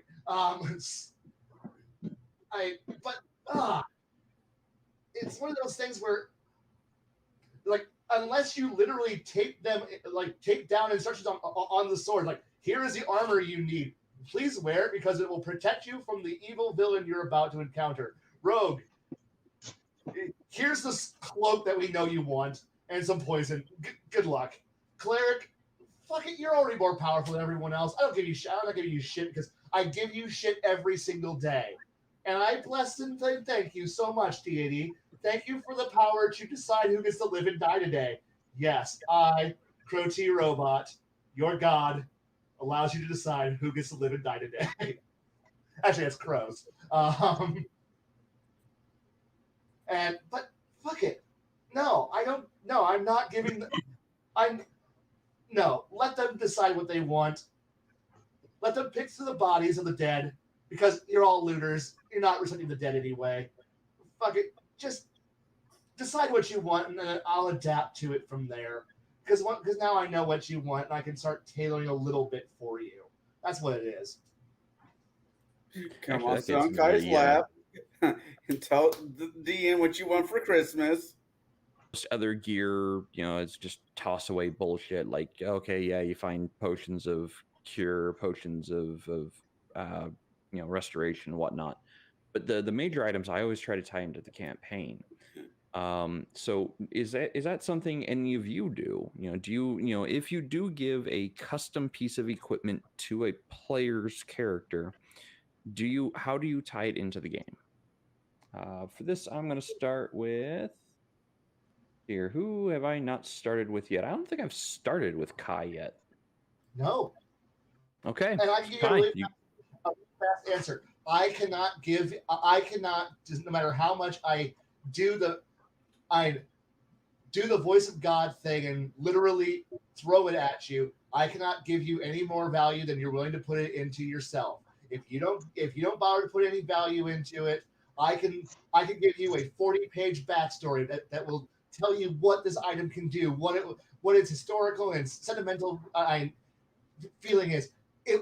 What age it was forged by and by what crafter, what wars it's fought through, and then a player goes, "This is a pretty cool weapon," and then 5 levels, I'm gonna get something better, and it's going on the wall, and I'm like, why? Well, obviously this +2 sword can't keep up with the fact that our damage curve and versus AC is not sufficiently enough to be able to meet the current threat. So it's going to be a cool backup weapon in the event that I lose my current primary weapon, but it's a cool. I know. It's something important. It's very, very valuable, and I know it's got sentimental value, and perhaps I will attach to its sentimental value. But right now, it's just a cool sword, and if I make it more valuable, so I can't just simply go, "You are now bound to this weapon for all time, this sword, this armor, this item for all time, and it will be with you forever until you find something better." And then, like I played a Diablo game, throw it in a goddamn trash compactor and go, "That was cool," and walk off. Now, some players go, "This is a historical artifact. I will use it and then put it back into a glass box and never touch it again, because it has some supreme cultural and historical value. It belongs in a museum." And then other players who will go, "Hey, cool. Hey, pawn shop guy, can I put this in for a better weapon?" No, you can't. I'm going to go find somebody who is. I'm going to go find the black market now and trade it in for a better weapon now, and then do a Muppet walk off stage. Like, oh, fuck. Okay. Bye. So it's up to the players and up to me as a GM to give them a value, but for the most part, I assume that everything I give them is going to end up in a trash compactor. And I'll just, because I've noticed that players, when you start getting all heavy-handed on them and be like, "This is an important item," and they'll either go, "This is something very important. I should use this," or they will go, "You're trying too hard, GM. You're trying way too hard to push me, and I don't like. And my desire for free will says I should rebel and flee from whatever you're trying to set me up for, because it's not going to be good. It will not be in my plans. So I'm going to choose free will over divine intervention. So fuck you, God, gone." And then they'll run. So this is fantasy RPG. Where the fuck did free will come from? I'm not going there. We gotta get Kai some better players. We gotta get Kai some actual better players. I'm just shaking my head. You tolerate crap that I wouldn't tolerate one single time, but repeatedly. The good that I get is far outweighs the bad. For every bad bullshit thing that I gotta deal with, I get players who ask good questions, who write down lore, who investigate. This is the first I've heard of it. This is the first I've heard. We're hearing of that. But the thing is, I hear nothing but shit. I haven't known you that long, but on the things that are pitfalls. I can sit back here and go, everything is sunshine and bunny rabbits, except for the 2 players who are fucking retarded. Just two? Out of 8 players, I have 6 who are brilliant, and that is a firm 80% success rate, and I should be happy, and I usually am. But we're talking about the 20% who ruin everything. Well, you could just throw them out, and you're right, I could, and I could continue to throw out because over the years I've had plenty of the bad ones. I've had mountains of the bad ones, not just the current group, but groups in the past. People who aren't even friends of the people who I'm currently GM for. And most of them have this mentality, and you just can't escape it. I've gone to gaming stores and encountered this mentality. I've encountered my bill. There's a reason why I don't go to gaming stores and go play any of those stupid wank fests about playing society games, because that's all about being a fucking wank fest. And then having played this game of, dear GM, can I please have a gear upgrade? Does the module allow this so that way I can do better? Please? And the GM, no, I am the arbitrator of what you are allowed to have. Here is your pittance. Be happy that I have granted you this boon, and figure out how to use it. Damn. And here's me. You're fucking simps. You're a fucking piece of shit.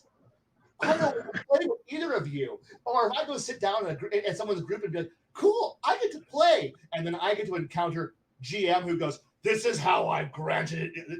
Some horrible, I have decided what you will get. You will use it and not, and be happy. If you don't like it, you can leave my table. Never return. I do not want you around in my group. For you are questioning the will and the divine might of my GM greatness and brilliance. And do I get a choice on what I want to do? No, you're at my table. You're playing my game. You have no free will.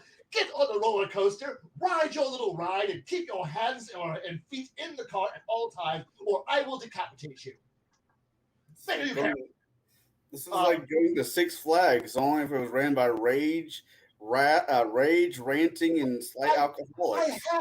I got to play a character for once, and the GM, because I was doing the things that I would want to see a player do, aka question, investigate, and the GM got fed up and goes, and you died, and the guy just literally, and my character just evaporated.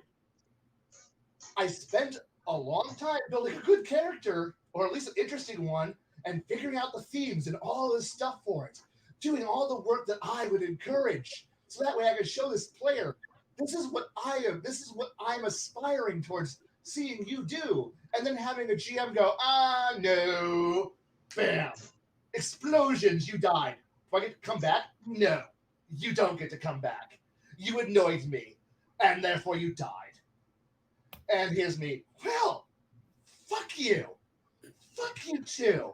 Fuck you. Fuck your game. Fuck your mentality. Fuck your. I am the supreme being in all creation. Geniusness. So all this shit. I have decided what is and isn't allowed on this planet, in this reality, and all things come through me. For I am the creator being, and please ask me permission. Simp for me. Kiss the ring, and I may grant you a good item. And fuck you, free will. I will stab you because you're God. And no. I'm a GM in real life. No, I'm going to stab you, the person, so I can kill God and be free. Or I will leave the table and never return, which is obviously what everyone wants. Either suck my dick and do what I say to be at my table, or leave and never return. Because that is the only option we have. Be a simp or leave. No. You chose to be at my table. I'm running for you until you choose to leave. I don't care. Because we're having a game. We're playing it. You're going to have fun playing that. I don't want to have simps. I don't want to have players who come and bring me gifts because I'm the game master. Here's a gift Because I love you, GM. Please be merciful upon my stupidity. No. No. I am not the Pope. I am not God. I am here running the world. You're playing in it. You're enjoying your character in the world I grant you. And if you choose to do something in it, you have free will to do it. To be more, to be an interesting being rather than sit here and wait for me to give you permission to do something nice. Please be nice, be fun. GM, can I please have something cool happen to me? No. We're currently in the middle of module 3, section 2, and this map sheet. You need to complete the Scooby adventure before I allow you to have some downtime for yourself to do something fun. Fuck you. Fuck you. If I choose that your adventure is a boring pile of shit and I decide to walk off that way and convince everyone else that this is a boring pile of shit and we're walking away that way, no, but my module, my adventure I've already scripted. It sucks. The rest of the world's over here. We're going, you're getting off the ride. You can't get off the ride. Fuck. Here's us. I don't care. I don't care about you. I don't care about anything. Just, I'm here to play my character, and I'm here to enjoy the world you created. If you can't create a good world, if you can't create an interesting environment, fuck off. I don't care about you or your shit. I don't care about your fucking handout items. I'm here to make my hero's journey is the world that I tore bleeding out of its own existence and made it mine. You're the referee of the world. That's it. You create the world that we're playing in. If you choose that, and if your idea is we don't get free will, that we are just slaves trapped in your narrative, that we can't go anywhere else, and I don't want to play in that game because that game sounds like shit. But unfortunately, that is what 9/10 of every game we ever fucking play. Every GM who fucking ever runs is fucking play my fucking game. You have no free will. You only get to have fun whenever I allow you to have a moment of fun. You cannot have your own ambitions. You cannot have your dreams. You cannot have your own goals. Your goals, your dreams, your ambitions are whatever the fucking module is. Here's your fucking module. Complete the module, and I will give you your fucking candy cane at the end. Be happy with your +2 sword and your +1 armor, because that's the reward at the end of the fucking module. That's all you fucking get. And a gold star to put on your armor. A sticker. Yes, gold star for being a good fucking player. Does anyone else want to jump in? I know we're getting close to the 2-hour mark. I think, truthfully, I think after that is I don't think any of us can follow that. I think that's a good place to go ahead and uncouple the car. I think we've hit what we needed to hit tonight. We can continue this topic next week. How's that sound there, Jade? Sure. I don't think that's a good idea. No, I'm gonna be blatantly upfront. You know, I had thought that this topic could be a great item or a great thing to talk about for any game master who wants to, provide in-game, custom gear, or, let's say they have like this idea of this grand adventure around this one artifact that the players don't know what it does, doesn't know how to function it, or it's an artifact, work with so you're it. not going to get They the have answers to. right away. Huh? It's an artifact. You don't get the answers right away. It's a quest just to find the fucking what's the item do, and that's a quest in and of itself. Right. So that's where I was kind of imagining where this would go, but obviously 4 of you don't like throwing magic items that are custom into the games at all. So I'm going to consider this one dead. This is a dead topic. I hope you don't hate us for that, but I mean, no. I got some pretty good insight on how you guys structure your games and how you really don't care about the magic items that players utilize or they're willing to. They're incidental. Some of them can be. my third question for specific custom loot for players would be, where's the gear coming from? Is it a marketplace? Is it an enemy has this item, so on and so forth. But I think we've covered everything we need to cover on this. Well, And I wasn't able to answer the throwaway one, and I actually punished my players in the past for throwing away magical items because it might have been something, a key to something in the future. But that's just me. And for the last one, I don't really have an answer for it at the top of my head. Okay. So yeah, I think that's a good wrapping up point. We can decide on the next topic, either off camera or on camera, whatever you guys decide. Yeah, I think we should. Go ahead, Bruce. I was thinking we'd probably do that off camera because we probably need to just, if nothing else, we want to go over like a list of things we could check out, and that typically involves us sharing screen over to Gilded, so we could do our outros here. I've got everybody's links in the chat or in the context of the description, so anybody who's interested in following this, click on our links, check us out. Jade, I did not put your link in because the content is it I don't have anything yet. Once you get that amended, you're going to be with the rest of us. Sure. I need to find time to sit down, record, and edit. So I get it. I have half of a third of a book I've got to read, and I haven't made time for that for over a year. So I understand. I think it was pretty interesting to hear everybody's thought processes to putting equipment in a campaign, though. Yeah. I mean, that part there made me value you guys quite a bit more as peers in this grand game of crafting and the getting a narrative and a story to the players. No, we don't all agree. That's fine. No. We're supposed to. I wasn't expecting us all to agree. God, I would be bored shitless. Yeah, that would be very boring if everyone agreed with everyone all the time. And I mean, no discourse. We need to have points, where like Kai stands on this mountain alone over here. Bruce is in this valley way over there. Connell and G-Rock are kind of palling around in the countryside. And then you have Jade and Shadow making their way towards Shelob. We might not stand everywhere at once. It's quite okay. I'm all right with that. Connell, what do you got going on this week?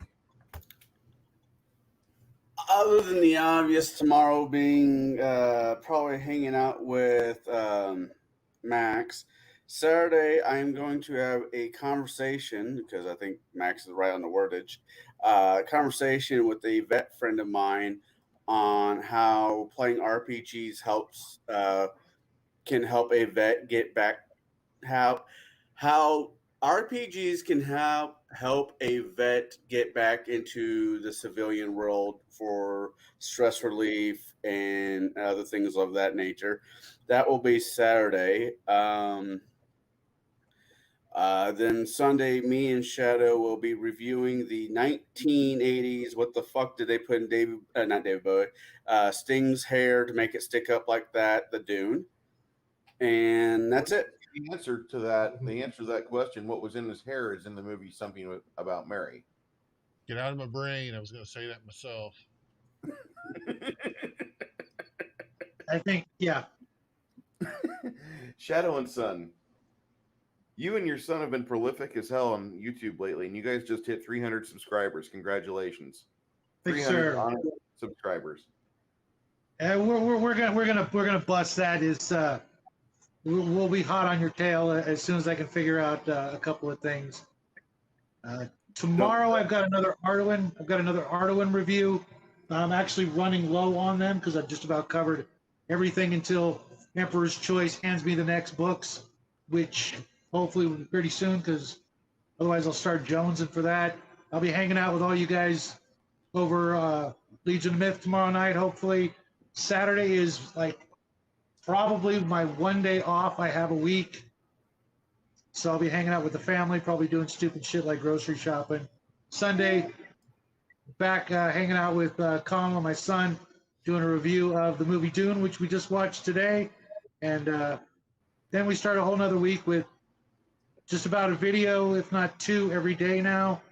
And once I get StreamYards fixed and figured out, I will be doing an interview show with some people in the industry that I'm friends with. And then when I hit up all those guys, then I'll start interviewing each of you lucky bastards. We'll be calling it 20. We'll be calling it 20 questions, and I'll hand you the list of questions beforehand, and hopefully they won't be too personal. Completely fine with that. I think it'll be a great way for all of our friends out here to get to know each of us just a little bit better. You know, and I'm not. It's not going to be, you know, all personal questions, but it's not going to be all game questions. There are things about each of you I'd like to know, and that's why I'll hand you the questionnaires first. So if you don't want to touch that question, you know, that's perfectly fine. Sure, that completely understandable. And I mean, a lot of us have been interviewed on other channels before. I was on Biggest Geekus about 3 months ago, and Baron Ormantag, who's a really good guy, and just, you know, I mean, a lot of us have been making rounds, and so I mean, I think that'll be another brick of content in your wall of content that you're making there, Shadow, and that's pretty badass. It's something I've wanted to do for a while since I met most of you, and I've made some commitments with some companies, and they want me to, you know, interview them first to help, you know, promote their products. But you know, I'm going to probably, you know, alternate between, you know, companies and friends, back and forth, in no particular order. I don't want to play any kind of favorites with you guys. I may draw your names out of a hat. So just be ready. Gesundheit. Sure. Yep. We will be waiting for that, and bless you, Kai. Bless you, Saint Kai. Thank you. Jade, I know that you're still putting together things. What are you working on right now? You're willing to talk about? So it has been suggested to me that I make an intro video, kind of, I guess, a 5-minute video that kind of tells about me, about my I guess my history, or my, you know, connectivity to gaming and whatnot. After that, my first actual video I want to make is, what does it mean to me to be a master of the game, where I talk about, you know, the absolute, some of the absolute bare minimums a game master needs, to keep in mind, especially a new game master, to be able to run a game. Okay, that sounds like it'd be actually a good project, and really, whenever it comes to a panel topic that I'm comfortable with, I'll run with it, or whoever expresses the desire to do it. But I'm going to say that you and Connell both are really strong at being MCs and keeping a video focused, keeping the panel on track. So if you were wondering, that's how I feel. I have no problem saying that in public at all. Well, thank you. You know, thanks. With that being said, I you know, I mean, I know you guys you're just now in your early stage of designing videos, and Shadow's kind of right there with you. He's been doing it for maybe 18 months or less, but you guys do really good on camera. Oh, So okay. that's something to be positive. That's I would kind of disagree, because I've tried recording, you know, my own stuff a couple times now, and I'm just not happy with the outcome. I think I do better with interaction with people. I'm right there with you, Jade. I think I sound like an idiot when I just record, mainly because I am. But I need somebody to bounce off with. I need the proverbial whiteboard for these things. Try writing a book that sells barely in the 700 numbers category, and then after you've spent your gas money, 10 years later, you get on the internet and you start reading it to people, and you realize just how bad of an editor you are. Oh, I yeah. will teach it one of these days. The only thing I Okay. can say about it is for both Connell and Jade, don't overthink it. The minute you start seriously, the minute you start overthinking it, it goes downhill.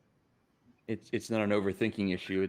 I stumble over my own words a lot. I mean, I may not stumble over my words on camera with you guys, but that's because everything I'm saying, I'm shooting from the hip. But when I want to actually talk about a topic, or make my own content, I want to stay on that topic. And sometimes I will ramble and get off tangent. And without editing software up to this point, every time I've gone off on these tangents, I don't have a way of clipping it out and getting back to my main topic.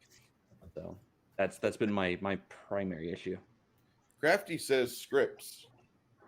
I have actually written scripts. Unfortunately, I don't have a lot of play acting or theater experience, so I can't really memorize the things I want to say, especially when it's over a half hour long.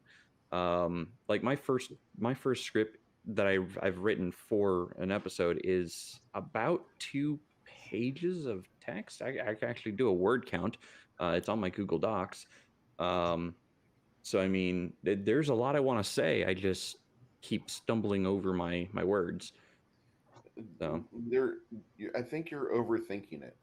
I mean, I'm not trying to be super critical or just broad brushy, but I'm telling you that you shoot from the hip, you're going to hit the target more often than not. Oh, I know that's my problem. I overthink damn near everything. Did I put enough salt in that? What does she mean? Well, She likes the way I smile at her. I've actually turned my phone into a teleprompter, and I'm looking at the camera right now, but what the camera doesn't see is a plane of glass at a 45-degree angle that I can shove my phone into this shadow box and have text appear in front of the camera. So I've actually made myself a teleprompter. It's not beam splitting glass, unfortunately. It's just plain glass, but my text is big enough that I can get around the double image issue. Fair enough. I'm sure Baron G Rock probably have some ideas for us later on. Here, use this. Oh my God. Here, use this. Yeah, and I've actually got a teleprompter app that reverses and flips my text to the right orientation, so that when I'm looking into the glass at the camera, it's the correct way around. So. Okay. Baron G Rock. What? Doing things and stuff. Stuff and things he's doing. Yes. Things. Now, Stuff one and thing things I will do, because I'm going to go ahead and shill this out. I do have memberships available over on my channel. Yay. There is a $9.99 level also. So if you think you would like to appear possibly in a video of playing a video game with me, or actually here on Tablebreakers, that's a way in right there, guys. Just saying. Think about it. I used to RPG with this guy for free. Now I get to like that. Now I have to pay. Yay! Yeah. Ooh-wee! Don't you feel special? Kind of whorish, actually. But yeah. Garrett, whatever you did in the last week, thanks a lot. I'm at 900 some odd subscribers right now, and I wasn't there. I wasn't there last week. Thank you. whatever you shared it on. Appreciate that. Oh, speaking of things, I don't know if DM James is still in the chat. Well, go fuck yourself too, Mr. Cigar Box. Anyways, he was nice enough to send me the 2D20 Conan. It's just Conan RPG book, which I will be taking time over the next couple of weeks and sitting down and going through this and probably building a character. It might be a video I make on how to make can you teach old dogs the new trick type of video about building a character in this one. I am actually really much looking forward to it. Thank you again, DM James. I was drooling. This is why it still has the plastic wrap on it. I don't need my drool to spoil it quite yet. But yeah, I just want to thank you again. So that means you'll be running Conan 2D20 sometime, and you won't have That to. means I might be doing your favorite, Blazing Saddles in the world of Conan 2D20. Oh my god! Mixed with a little Quantum Leap and a whole lot of let's get the DM drunk. I'm going to get a moist napkin and I'm going to give it to the Strippers Guild for this. They are going to love it. It will be much better than cats. Okay. Kai, you're kind of like me. Like, I have ideas for videos. Don't really get around to them much. And I go ahead. I have a promoter right there. I'm going to treat him almost like that guy. There we go. That guy, who's kind of like the my WWE manager who take care of all the shit for me because I'm incompetent otherwise. That's kind of funny. You kind of do look like that one guy that used to run around with a honky tonk man. I can't remember that guy's name. Jimmy Hart? We're gonna go. We're gonna do it, baby. I'll remember his name as soon as the broadcast is over. I swear. That's how Jimmy Hart. Jimmy Hart. Oh, that's not Mouth of the South. Yeah, Jimmy Hart. You're right. Okay. Look, all I gotta do is get up on stage, get punched whenever he tells me to, and then have him cheer for me. It'd be great. Oh God, he's like a retired boxer with dementia. No, I don't have dementia. Not dementia yet. That's coming. Well, I really appreciated you tonight, and I was laughing my ass off. I had to mute a lot of it because once you started going, I can't be laughing in my damn microphone. That sounds canned. So I have to mute. And as much as other people might find your rants distasteful or, oh God, he's ruining the spirit of the game. No. Guy is writing or going from the hip from an angle that, like, this is a guy that runs a game every week. And a lot of times the players are not there for like a long-term thing. They're there to get college credit or something. And they're there in the process. They manage to ruin the experience for the GM and some of the other players involved. So he's coming at this from an attitude of like, Argh! So I get it,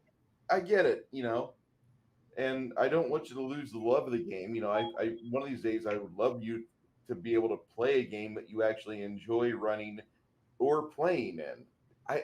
That's where I want to help you get to next, because right now I don't think you're having fun. I think you're kind of like that duck at the Amish farm where if you put a coin in the duck box, a little duck light turns on and the duck has to dance. And so it's there dancing angrily at you. And then after 10 seconds of dancing, it cues a treat for the duck to eat. And as soon as that happens, the light goes off and the duck's like, fuck you, waddles off stage with a treat in his mouth. I think, and I hate to think that way because I know you're a damn good GM. I know you're a good storyteller. And I don't think you've got your group of players that are seeing on the same level as you are. My problem is finding a group that will actually let me have fun. at the level that I want to have fun.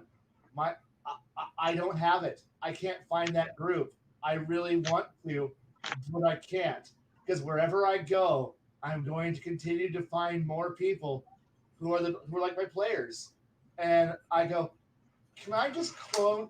Okay, you three over there. Can I clone you and make a group? That's who I want to play with. Unfortunately, there's the other 5 of you. If an accident happens on the highway and you disappear for the rest of my life, I won't care. I won't miss you. That sucks. I never will. But I won't say that out loud, and I will be quite content with that. I think that I mean, I've definitely played with people in the past. Hell, we all have. That I would, rather never see them again. Just never see them again. To be completely honest. But the thing here, it really just comes down to. So I'm coming to the game to play. Well, first stage Tolkien. If I'm going to play fantasy, I want to play. The game of a Game of Thrones. I want to try to overthrow the Emperor in Dune. I want to aim for here, way high, but everyone else is down here at we're killing rats, and that's where the aspiration stops at with most people. Is we're here playing, like, I want to play Grand Admiral Thrawn. I don't want to play lackey working up to Thrawn. I want to play Thrawn because I've been GMing too long.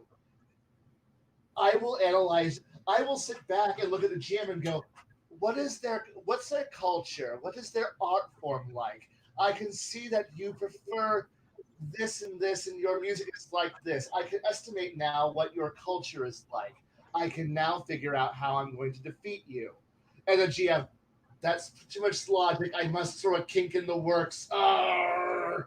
And here's me, because everyone else is just here to follow me and be. So I'm either confined to being a background person because I don't want to overshadow everyone, or I'm just going to be frustrated endlessly. So I might as well GM forever, because at least when I'm GMing, I can at least put in hours and hours and hours of work that nobody will ever see.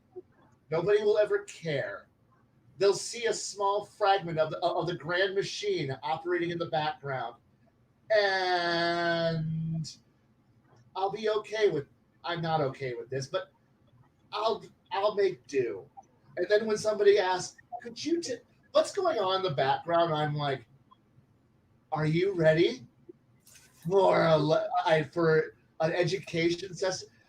Are we on a car ride for the next 4 hours?" Yes, you're trapped with me. Now I'm going to talk for 4 hours, and you're going to shut the fuck up and not say a goddamn word. Okay, we're good here. Are we there yet? No. You'll get 2 rest stops on the trip. You better make use of them. With that, I want to conclude this video, and I want you guys that are out there in YouTube land to understand that burnout for DMs is real. Burnout for a lot of things is real. When you start feeling like what you're doing for fun is work, I want you to take an analysis, a serious analysis of what you're doing, and is it healthy for you? And if it's not, you need to open up and get some help. If it's not helping you get through the week. But if it is helping you get through the week, if killing off lambs of players and murdering their familiars and putting them in pit traps after they demand to be in combat wheelchairs because they want to win the fucking dungeon, and you just let them go down the stairs and hit all the ramps the wrong direction at best inertia, and they try to Evel Knievel their way through a dungeon and they end up dying, and you just kind of snicker and laugh. If you're able to do this with any aspect of fun or enjoyment, keep at it. Okay? Our hobby's under assault. Our hobby is under assault. It's one of the pieces in the culture war. You need to be aware of that. You can try to find better players. There are players out there that are starving for a great group and they're looking for a good dungeon master or storyteller, however you view it. I want you guys that are out there to understand that. And if you see us in chat, you see us in Discord, you want to talk to us, or you think you have a problem, if you need help, reach out to someone. They'll listen to you. There's help out there if you need it. And this world certainly is not friendly like it used to be. With that being said, anybody here want to escort us out while I end the broadcast? Sure, I'll do it. Now, my typical one, I'll go with my typical Sunday one. Everybody be good to each other. If you can't be good to each other, at least, be nice to each other. Other than that, roll your dice in the dark and write your character sheet in crayon, preferably red. And everybody have a good night. Good night, everybody.